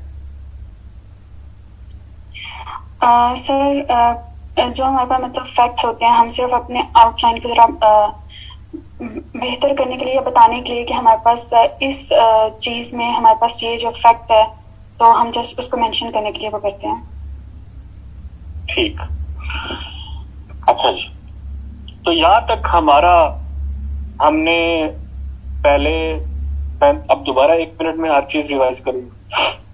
हमने एग्जाम में हम गए एट 9 AM, हमने पढ़ा पेपर को, उस पे 3 कंडीशंस उसने लिखी थी एग्जामिनर में, that your paper will be judged on the basis of relevance, clarity and organisation. हमने वो पढ़ लिया। उसके बाद हमने 10 के 10 टॉपिक पढ़े, हमने डाइजेस्ट किए, एब्जॉर्ब किए, अच्छी तरह समझा, और समझने के बाद वही डिसाइडेड कि ये जो टॉपिक नंबर 1 है, इसके ऊपर हमारी सबसे ज्यादा क्लैरिटी है, इसके ऊपर हमारे पास क्लियर, कन्विंसिंग, कंक्रीट आर्गुमेंट्स हैं, अच्छे एविडेंसेस भी हैं, और इसका इंट्रो भी हम सबसे बेहतर लिख सकते हैं। हमने टॉपिक सिलेक्ट कर लिया। ये सिलेक्ट करने के बाद हमने इसके ऊपर ब्रेनस्टॉर्मिंग शुरू कर दी, क्योंकि ब्रेनस्टॉर्मिंग तो थोड़ी सी हमने पहले भी की थी जब हमने इसको सिलेक्ट किया, किसी रीजन की बेस के ऊपर ही हमने सिलेक्ट किया ना। तो अब हमने उसको जरा आइडियाज को, अपने जो स्कैटर्ड आइडियाज हैं, एक फॉर्म में लेके आना है। हम सोचते रहे, और बहुत सोचने के बाद हमने ये कहा कि इसमें कोई शक नहीं कि that future lies in education, but for this state and society will have to fight certain challenges within educational system, otherwise this future will remain a dream. हमने ये बात की। हमें पता चला कि जब हमने ये सब कुछ किया और ये क्वेश्चन और काउंटर क्वेश्चन करने के बाद वी फाउंड आउट कि ये तो वो थीसिस स्टेटमेंट है, ये तो हमारा पॉइंट ऑफ व्यू है जिसने टॉपिक का स्कोप भी डिफाइन कर दिया। अब टॉपिक का स्कोप इसने कैसे डिफाइन किया कि पहले आप ये साबित करेंगे कि कैसे फ्यूचर एजुकेशन में है। फिर आपने जब ये कहा कि the state and society fight certain challenges within educational system, तो दूसरे सेक्शन में फिर वो चैलेंजेस आ जाएंगे सिस्टम के, एजुकेशनल सिस्टम के, जिनको एड्रेस करना है। और फिर तीसरा सेक्शन वही रेमेडीज आ जाएंगे इसकी। तो हमने अब ये आउटलाइन बनाना स्टार्ट। आउटलाइन में हमने इंट्रो की हेडिंग दी, उसके बाद हमने अगर थीसिस स्टेटमेंट लिखना है तो ठीक है, थीसिस स्टेटमेंट की हेडिंग देके हमने थीसिस स्टेटमेंट लिख दिया। इसके बाद हमने पहला अपना सेक्शन बनाया, how does future of Pakistan lie in education of its message. उसके बाद हमने आउटलाइन बनाना स्टार्ट की, ABCD आर्गुमेंट्स देना शुरू किए इस हेडिंग के अंदर। इस हेडिंग के अंदर सिर्फ इससे रेलिवेंट आर्गुमेंट्स आएंगे। आर्गुमेंट ए हमने दिया दैट एजुकेशन एंड पॉवर्टी का, और उसमें हमने ये कंक्लूड किया, क्योंकि इसमें क्लैरिटी ज्यादा है, सेल्फ एक्सप्लेनेटरी 1 लाइनर सेंटेंस में, तो हम उस पे जाएंगे। और हमने कहा skilled education reduces poverty and brings socio economic uplift. इसी तरह का हमने आर्गुमेंट 2 दिया, 3 दिया, 4, 5, 6, 7, 8, हमने ऑलमोस्ट 8 आर्गुमेंट्स दिए। यहाँ पे हमने अब जब बाद में लिखना है तो 8 पैराग्राफ लिखने हैं। Each paragraph will be of 100 words. तो जब आप 8 पैराग्राफ लिख चुके होंगे तो 800 वर्ड्स हो जाएंगे। 200 वर्ड्स का आपका इंट्रो होगा, ऑलमोस्ट 100 वर्ड की आपकी आउटलाइन होगी, 1000 वर्ड्स आप क्रॉस कर चुके होंगे। आपका एग्जामिनर आपके बारे में डिसीजन ले चुका होगा कि आप पास हैं या फेल हैं। अब यहां तक आप कर चुके हैं। आपने इन आर्ग्यूमेंट्स में ब्रैकेट में नीचे केस इन पॉइंट दिए। जहां पे आपके पास कोटेशन थी आपने लिखा case in point Bertrand Russell. जहां पे आपके पास एग्जांपल थी आपने लिखा case in points poverty reduction in Singapore. जहां पे आपके पास स्टैटिस्टिक्स थी आपने लिखा case in point economic survey of Pakistan bracket close. इससे एग्जामिनर को एक आइडिया हो गया कि आप इस पैराग्राफ में इसको अपने सेंट्रल आइडिया को सपोर्ट करने के लिए ये एविडेंस देंगे बाद में मेन बॉडी में जाके। अब आपका यहां तक तो हो गया पेपर, लेकिन आपके थीसिस में एक दूसरी चीज थी, if the state and society fight certain challenges in educational system. अब ये एक सेकेंडरी सेक्शन है जो उस पहले वाले प्राइमरी सेक्शन से डिराइव हुआ हुआ। पहले ये था साबित करना कि कैसे फ्यूचर एजुकेशन में है। इसके बाद ये है कि क्यों वो फ्यूचर आज तक मटेरियलाइज नहीं किया जा सका। Definitely there will be certain problems in education system, जिसकी वजह से वो नहीं हो सका। अब what are those problems due to which future could not be ensured, ये हमारी हेडिंग हो जाएगी। नीचे ए, पहला प्रॉब्लम कि बजटरी एलोकेशन बड़ी लो है, दूसरा इंफ्रास्ट्रक्चर, तीसरा पेडागोजिकल स्टैंडर्ड्स, चौथा पैरेलल एजुकेशन सिस्टम, पांचवा नियो लिबरल आइडियोलॉजी जिसके ऊपर आपका एजुकेशन सिस्टम खड़ा है। आप 5 मेजर प्रॉब्लम्स दे देंगे, आपको आते 25 होंगे क्योंकि आपने बहुत पढ़ रखे होंगे रीडिंग मटेरियल में। आपका दिल करेगा आप सारे लिखें, लेकिन नहीं।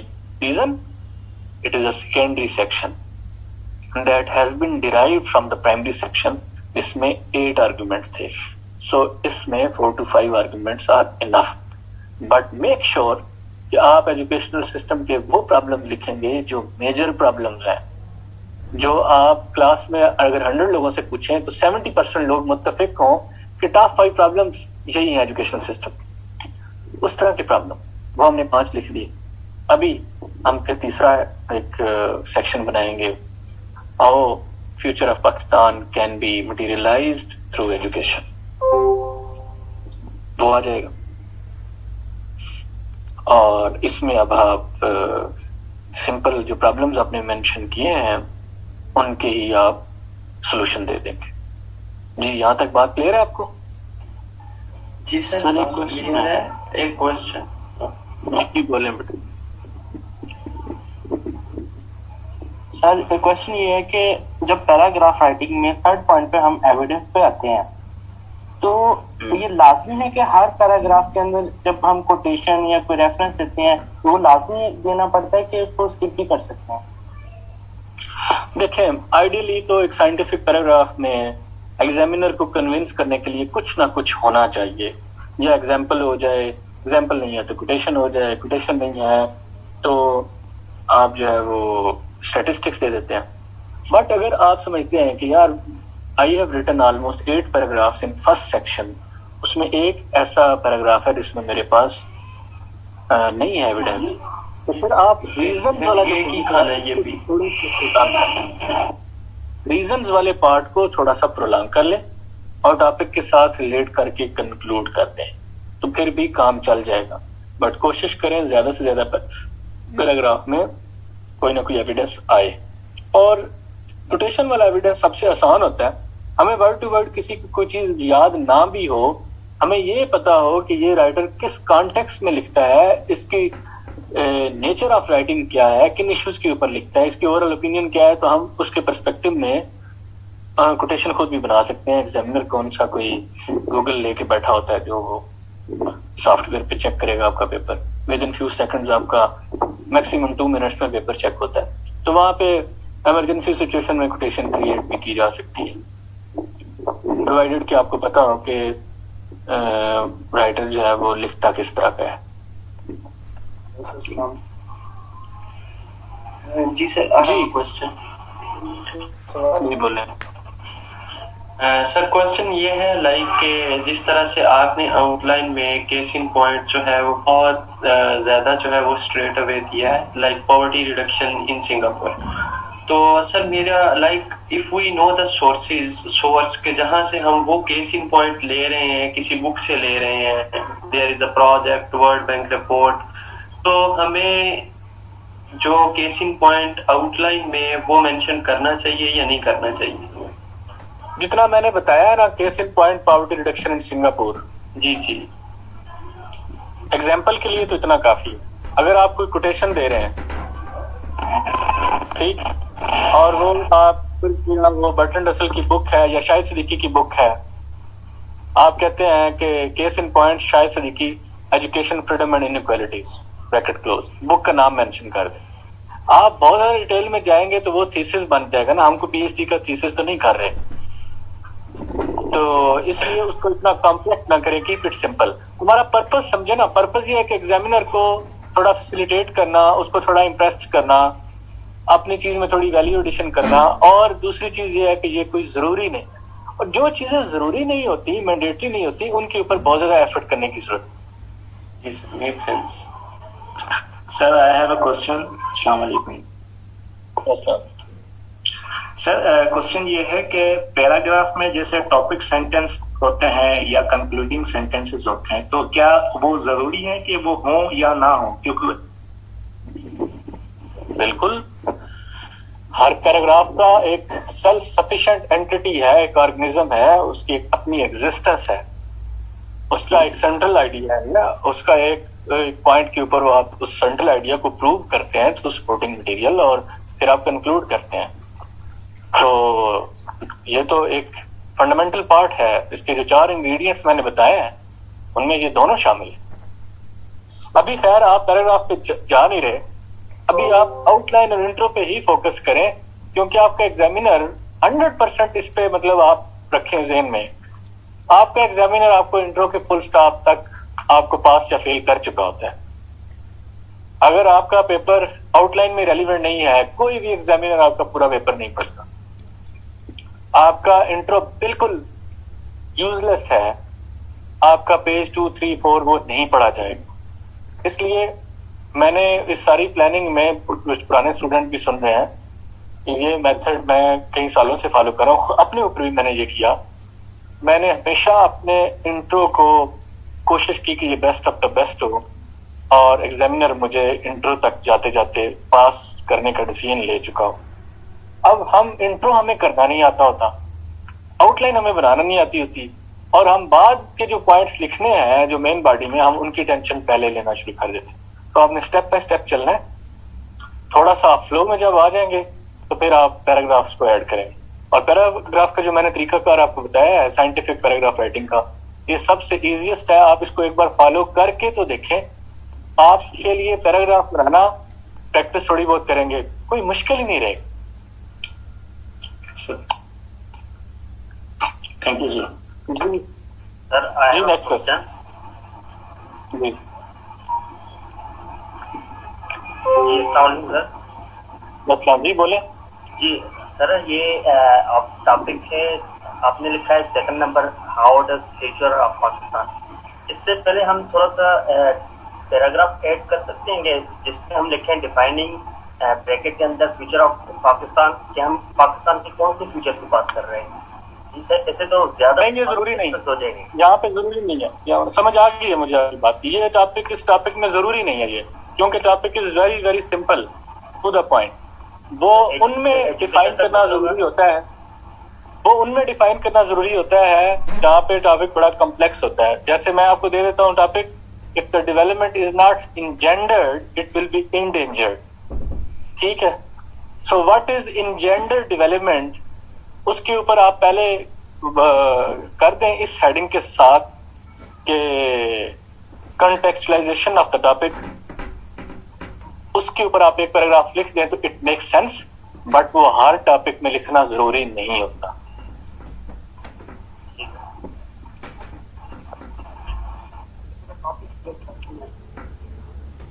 जी next question. Sir I have a question. जी सर ये पूछना था कि आपने जैसे अपने इंट्रो में मेंशन किया है कि इनिशियली हमने इंट्रोडक्शन से स्टार्ट किया है, देन हमने एक आपने उसके इंट्रोडक्शन में आपने आर्ग्यूमेंट दिए हैं ना, तो सर आउटलाइन फिर कहाँ है? आउटलाइन इंट्रोडक्शन से पहले है या इंट्रोडक्शन का पार्ट है? और थीसिस स्टेटमेंट वो इंट्रोडक्शन का पार्ट है, देन हमने आर्ग्यूमेंट्स दिए हैं, तो ये थोड़ा क्लियर कर दें। देखिए, मैंने अभी तक इंट्रो के ऊपर तो कोई बात की ही नहीं, मैंने एक लफ्ज भी नहीं बोला इंट्रो के ऊपर। अभी तक मैंने जो आज की क्लास में बात की है वो बात की है पहले टॉपिक सिलेक्शन, उसके बाद how to make outline. Outline हमने बनाई है, अब आउटलाइन जब बन जाएगी तो उसके बाद हम इंट्रो पे जाएंगे, और वो जो इंट्रो लिखा जाएगा वो लिखा जाएगा on the basis of that outline. अगर आपकी आउटलाइन पहले ना बनी और आप डायरेक्ट इंट्रो पे जंप करें तो वो एक डिजास्टर होगा, क्योंकि आपको पता ही नहीं होगा कि आपके आइडियाज एक फॉर्मेट में नहीं होंगे, एक शेप में नहीं होंगे, तो इंट्रो बड़ा डिसऑर्गेनाइज्ड इनकोहेरेंट सा होगा। जब आप रोड मैप बना चुके होंगे, आपका थीसिस आपके माइंड में क्लियर होगा और आपने उस थीसिस की बेस के ऊपर पूरी आउटलाइन डेवलप कर ली होगी, इसके बाद सेकंड स्टेज में आप अपना इंट्रो लिखें।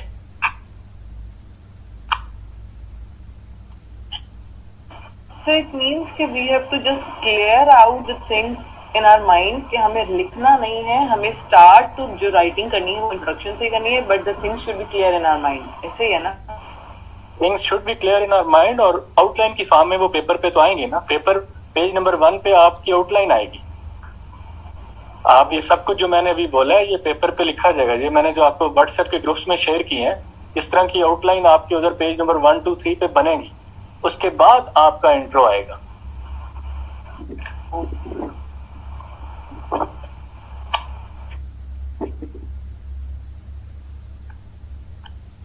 Next question. Sir, I have a question. जी So can you hear me? Sir ये जो अभी आपने बताया था कि जो पॉइंट्स हमने बनाने हैं जो सब हेडिंग्स हैं, then you told us about the bracket thingy कि जो केस इन पॉइंट्स है। Sir I wanted to ask like can we write more than one, and if we write तो इसमें वो वाला रूल अप्लाई होगा that 8 to 10 words because ये भी पेज फॉर्म में है। अच्छा, पहली बात तो ये है कि do not right more than one. मैंने जैसे पहले अर्ज किया कि एक चीज जो मैंडेटरी नहीं है उसके ऊपर ज्यादा एफर्ट करना, टाइम वेस्ट करना लॉजिकल नहीं। सिंस ये केस इन पॉइंट ऐड करना या एग्जाम्पल या कोटेशन का रेफरेंस वो ऐड करना मैंडेटरी नहीं है, हम ऐड कर रहे हैं एग्जामिनर को थोड़ा इंप्रेस करने के लिए, कन्विंस करने के लिए, and to be more clear. तो इसके लिए सिर्फ एक पॉइंट ही मेंशन हो जाना काफी है, और एक पैराग्राफ में अगर एक आ जाए तो दैट इज सफिशिएंट। और अगर आपके किसी पैराग्राफ में आपके पास 2 बड़े अच्छे रेफरेंसेस हैं, आप दोनों दे सकती हैं, आउटलाइन में एक ही मेंशन करना काफी होगा। Thank you sir.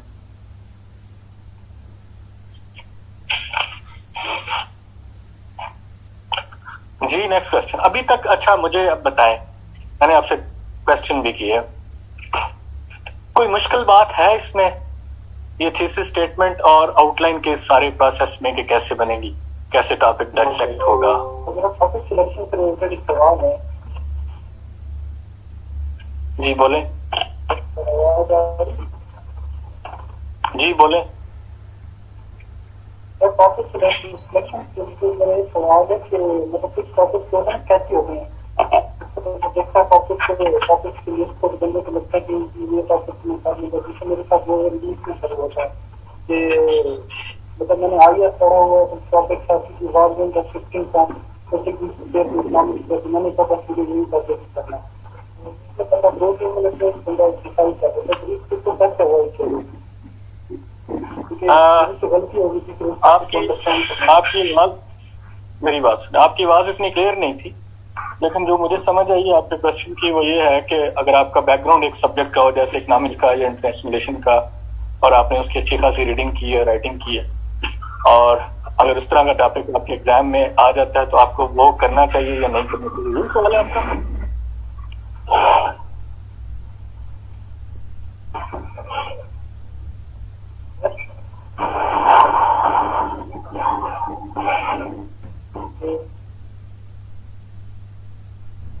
मैं इसमें ये कहूंगा कि ये बैकग्राउंड पे नहीं जाना कि आपका क्या बैकग्राउंड था, आपका अपने एग्जाम जो आपका कोई पेपर है उससे रेलिवेंट टॉपिक आ गया है। सिर्फ ये एक कंडीशन नहीं है, ठीक है, आपकी आईआर की एक अच्छी अंडरस्टैंडिंग है, अच्छी स्टडी की हुई है आपने, और आईआर से रेलिवेंट कोई टॉपिक मिल जाता है तो आप वो कर सकते हैं, इसमें कोई शक नहीं। वो जो 3 क्राइटेरिया मैंने बताया, अगर वो टॉपिक उन पे पूरा उतरता है तो आप कर सकते हैं, 1। सेकेंडली, अगर आप ये समझते हैं कि एक आईआर का से रेलिवेंट या इकोनॉमिक्स से रेलिवेंट कोई टॉपिक उठा के आप सारा आईआर उसमें ठोंस दें, इम्पोज कर दें, क्योंकि आपको आईआर आता है, आप बड़ी टेक्निकल लैंग्वेज आईआर की थ्योरी और सब कुछ कर दें, या आपका जेंडर स्टडीज से रेलिवेंट टॉपिक और आप जेंडर स्टडीज को डाल दें इंग्लिश ऐसे में, वो आपके लिए बड़ा डिजास्टर हो, वो फेलियर की एक रीजन बने। हमने ये ज़हन में रखना है कि ये जो पेपर जा रहा है ये इंग्लिश के एग्जामिनर के पास जा रहा है, वो इंटरनेशनल रिलेशन का एग्जामिनर नहीं है, वो इकोनॉमिक्स का नहीं है। सो उसके लिए चीजें डाइजेस्टेबल होनी चाहिए, और आपकी लैंग्वेज, आपका स्टाइल, आपके वर्ड्स, आपकी वोकैबुलरी, आपकी टर्म्स जो आप यूज कर रहे हैं वो सब इस तरह के होने चाहिए कि जो कि एक लेमैन के हों, जो कॉमन पार्लेंस में यूज होती, आम रोजमर्रा राइटिंग में वो चीजें यूज होती हैं और अंडरस्टैंडेबल। कुछ लोग अपनी वो इंटेलेक्ट झाड़ने के लिए, शो करने के लिए बहुत ज्यादा उन चीजों को इंपोज करते हैं, इंट्रोड्यूस करते हैं और वो फेल हो जाते हैं। मुझे याद है सर का, रजत साहब का एक स्टूडेंट था, और बैक इन 2009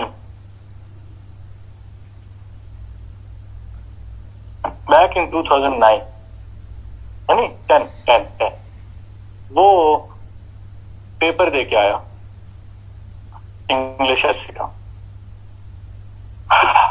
वो इंटरनेशनल रिलेशन या इंटरनेशनल लॉ का बहुत ज्यादा एक्सपर्ट था स्टूडेंट सर्कल, और बाद में वो रोड स्कॉलर भी बने और ऑक्सफोर्ड यूनिवर्सिटी से उन्होंने लॉ में की, मास्टर किया, फिर बाद में पढ़ाना भी स्टार्ट कर दिया।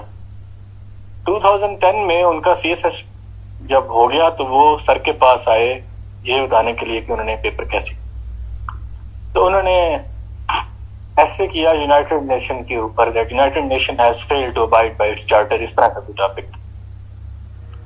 उन्होंने सर को बताना शुरू कर दिया कि ये इस तरह मैं इसमें ये लिखा। तो सर बताए मुझे, तो सर कहते हैं कि अगर पास कर जाओगे तो 40 नंबर आ गए। वो बड़ा हैरान हुआ, रीजन?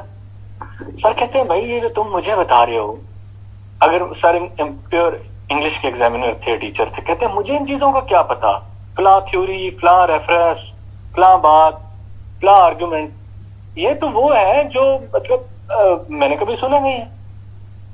तुम सिंपल बात करो, कन्वे करो अपना आइडिया, इतना उसको कॉम्प्लेक्स क्यों कर रहे हो? उसको तुम एक इंटरनेशनल लॉ का पेपर क्यों बना रहे हो? अच्छा जी, एग्जैक्टली जब उसका रिजल्ट आया वो बीएस में एलोकेट तो हो गया, उसकी 70th पोजीशन थी, बट उनके मार्क्स 40 थे ऐसे में। सो जब भी हम इस तरह का काम करते हैं, हमारा अगर स्ट्रक्चर ठीक हो, हमारे आर्गुमेंट अच्छे हो, बट हमारे लैंग्वेज और स्टाइल में ये मसला आ जाए तो एग्जामिनर ठीक है हमें पास कर देता है बट नंबर कम देता। जी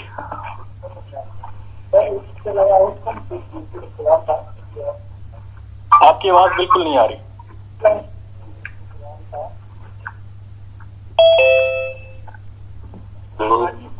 सर सर मेरा ये क्वेश्चन है थीसिस स्टेटमेंट से रिलेटेड। जैसे सर आपने थीसिस स्टेटमेंट बताए बहुत सिंपल और बहुत आसान, आज लोग इस तरह भी करते हैं कि थीसिस स्टेटमेंट में जो चैलेंजेस हैं, जो आप रेमेडीज रिकमेंड करते हैं, वो उसमें थीसिस स्टेटमेंट में 2-3 मतलब वो एक्सप्लेन कर देते हैं, मेंशन कर देते हैं। तो what should take on this के मतलब थीसिस स्टेटमेंट में हम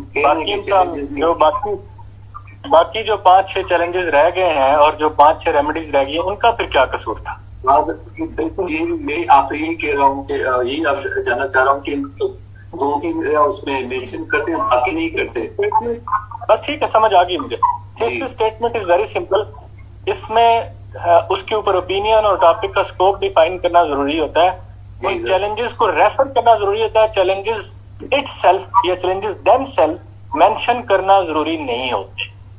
अच्छा सर, मैं आपको एक एग्जांपल देता हूँ। आई होप आप सब सुन रहे हैं। मैं थीसिस स्टेटमेंट की 2 आपको एग्जांपल दे रहा हूं, आप जरा गौर से सुनिएगा। जी सर। कि आपका थीसिस स्टेटमेंट बनाने का जो प्रोसेस है, मैं आपसे क्वेश्चन करता हूं, is world peace possible? Question mark. ये 100 मार्क्स ऐसे आ गया CSS में, और पहला ऐसे मैं क्लास में पूछता हूं, एक क्लास का एक ग्रुप कहता है यस इट इज पॉसिबल। जब मैं उसको ये कहता हूं कि यस इट इज, वो कहता है यस इट इज पॉसिबल, तो मेरा डेफिनेटली दूसरा क्वेश्चन होगा हाउ, आप ये जो बात कर रहे हैं कैसे कर रहे हैं, किन बेसिस पे कर रहे हैं। एक ग्रुप कहता है कि no it is not possible, मैं उसको भी कहता हूं how it is not possible, आप जो बात कर रहे हैं उसकी रीजंस क्या है। एक ग्रुप कहता है कि it is possible but the road to peace will face certain formidable challenges. अब ये जो आपका है, ये आपका थीसिस स्टेटमेंट है जिसने आपका टॉपिक का स्कोप भी डिफाइन कर दिया।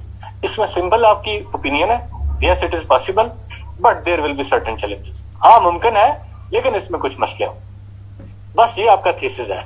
अब आपके peace is possible due to nuclearisation, deterrence, mutual assured destruction and gradual reduction of violence, but there are certain challenges in socio economic political context such as clash of ambitions and clash of civilization action। ये जरूरी नहीं है देख, इतना ही काफी है that world peace is certainly possible but the road to world peace will be rough and tough, full stop। बात clear है? बिल्कुल। अच्छा जी, अभी 12 बज गए हैं, सहरी का टाइम भी पीछे कम है। आज की क्लास में हमने आउटलाइन को डिस्कस कर लिया, हमने थीसिस स्टेटमेंट को डिस्कस कर लिया। सैटरडे को दोबारा क्लास होगी और उस क्लास में हम सारी बात इसको हम 10 मिनट में रिवाइज करेंगे और हम इंट्रो पे बहुत डिटेल में बात करेंगे, क्योंकि इंट्रो इतना ज्यादा इंपॉर्टेंट है। आपका सारा मैं तो इसको इतना ज्यादा वेटेज देता हूं कि हमारा सारा CSS बाज़ का उस इंट्रो के एक पेज के ऊपर आके रुक जाता है। तो that should be taken very very seriously, very very seriously. इसलिए उस पे बात होगी सैटरडे की क्लास को और उसमें हम डिटेल में डिस्कस करेंगे। मीनवाइल आप आज से अपनी रीडिंग स्टार्ट कर देंगे। मैं आपको रीडिंग दोबारा शेयर कर रहा हूं। सबसे पहले आप पढ़ेंगे बियॉन्ड द क्राइसिस स्टेट। आप सबको मेरी आवाज आ रही है? अभी मैं कुछ इंपॉर्टेंट चीजें बता रहा हूं, बात आप लोग कहेंगे सर समझ नहीं आई, पता नहीं चला, सुना नहीं गया। यस सर, आपको आवाज आ रही है? Yes sir. अच्छा, आप सबसे पहले कल पढ़ेंगे बियॉन्ड द क्राइसिस स्टेट में एक आर्टिकल है मोइज यूसुफ का एजुकेशन पे। ये आर्टिकल लिखा गया इन 2010। इसमें पाए जाने वाले तमाम आर्गुमेंट्स आज भी वैलिड हैं और इसमें पाए जाने वाले तमाम स्टैटिस्टिक्स ऑब्सोलीट हो चुके हुए। सो स्टैटिस्टिक्स जो है उन पे नहीं जाना, आर्गुमेंट सारे वैलिड हैं। 1 आपने पढ़ना है और आपने उसमें जो कंक्रीट आर्गुमेंट्स मिलते हैं, अच्छी लाइंस मिलती हैं, आपने शॉर्ट नोट्स ले ली। You will feel a difference. इसके बाद आपने पढ़ना है कोटिंग द अबिस। एक राइटर है, इंडियन राइटर है। कोटिंग द अबिस एक बुक है, उसका तिलक इंडियन राइटर है। उसमें एक चैप्टर है एजुकेशन पे, बड़ा क्रिटिकल सा चैप्टर है क्योंकि इंडियन राइटर है तो उसने पाकिस्तान की अच्छी खासी क्लास दी हुई है। उसमें आपने क्रिटिकल आर्गुमेंट सिर्फ पिक करने हैं। आपने ये नहीं देखना कि यार इसने पाकिस्तान के बहुत खिलाफ लिखा। आपने ये देखना है कि इसने एजुकेशन को किस तरह क्रिटिसाइज किया, एजुकेशन सिस्टम को पाकिस्तान में कौन से इश्यूज आइडेंटिफाई किए। वहां पे भी 2016-17 के स्टैटिस्टिक्स हैं, उन पे भी नहीं जाना। आर्ग्यूमेंट्स जो वो देता है उनको आपने कलेक्ट करना है, शॉर्ट नोट्स ले दो। इसके बाद तीसरे नंबर पे आप सैटरडे को शाम तक आप पढ़ लें शाहिद सदीकी को, ये आपको सबसे अच्छा लगेगा। उसकी बुक है एजुकेशन फ्रीडम एंड इनइक्वालिटीज, जिसके मोर देन 200 पेजेस है, ऑलमोस्ट 250।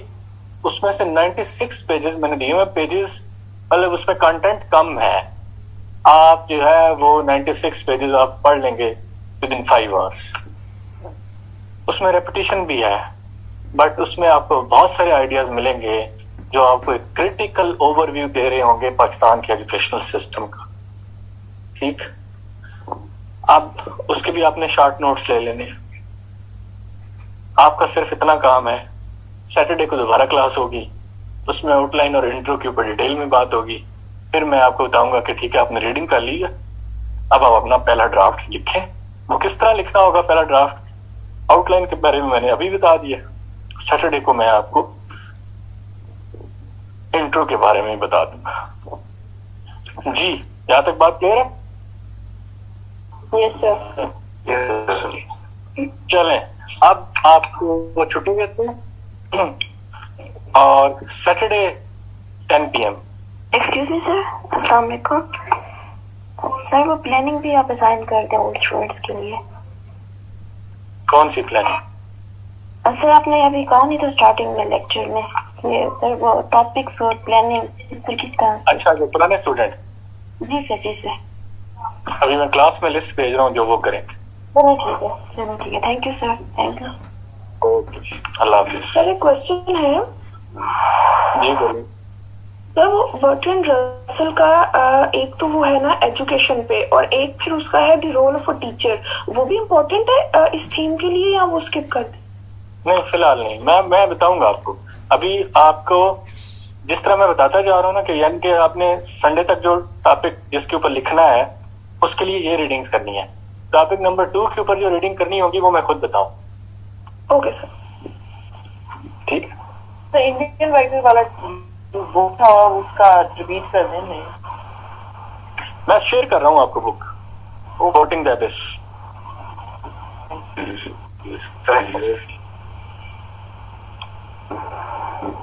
सर एक क्लास क्वेश्चन है बस।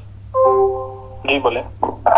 सर ये जो आपने पाक अफेयर्स और करंट अफेयर्स इस तरह की जो चीजें आपने स्केड्यूल शो किया, लाइक 14 डेज का आपने मुझे बताया कि 14 डेज के बाद वो टेस्ट हो गए ऑल दैट, तो उसका अभी स्टार्ट वो हुआ है या अभी हमने उसको भी स्किप करना है?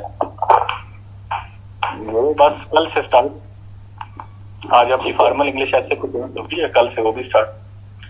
सही। सो बेसिकली हम वो जो एक ध्यान में रखिएगा, इंग्लिश जो है वो आपका मेन काम है। मुझे कोई बंदा ये ना एक्सक्यूज दे कि क्योंकि आपने पाकिस्तान अफेयर का भी काम किया था जिसकी वजह से मैं इंग्लिश का काम नहीं कर सका। पाकिस्तान अफेयर एक ऑप्शनल चीज है, मैं वैसे करवा रहा हूँ। मैंने स्टार्ट में बताया क्योंकि आपको उसमें फायदा है, मेरा कोई नुकसान नहीं है। और आपके एक एक ड्राफ्ट जहाँ मैंने 15 ड्राफ्ट ऐसे के चेक करने हैं या 20 करने हैं, तो मैं अगर 4, 5, 7 बाकी चेक कर दूंगा तो इतना मेरे लिए मसला नहीं होगा। अब अगर वो आप करेंगे तो वेल एंड गुड, नहीं करेंगे तो इंग्लिश मस्ट है। ठीक हो गया सर, ठीक हो गया सर। आपने हेलो जी बोले। सर वो विल्डुरन का क्या था कि आपको shifted meaning and purpose of education, sir वो मटेरियल तो शेयर कीजिएगा। मैं कर देता हूँ, उसकी बारी के बारे में। ओके, अल्लाह हाफिज।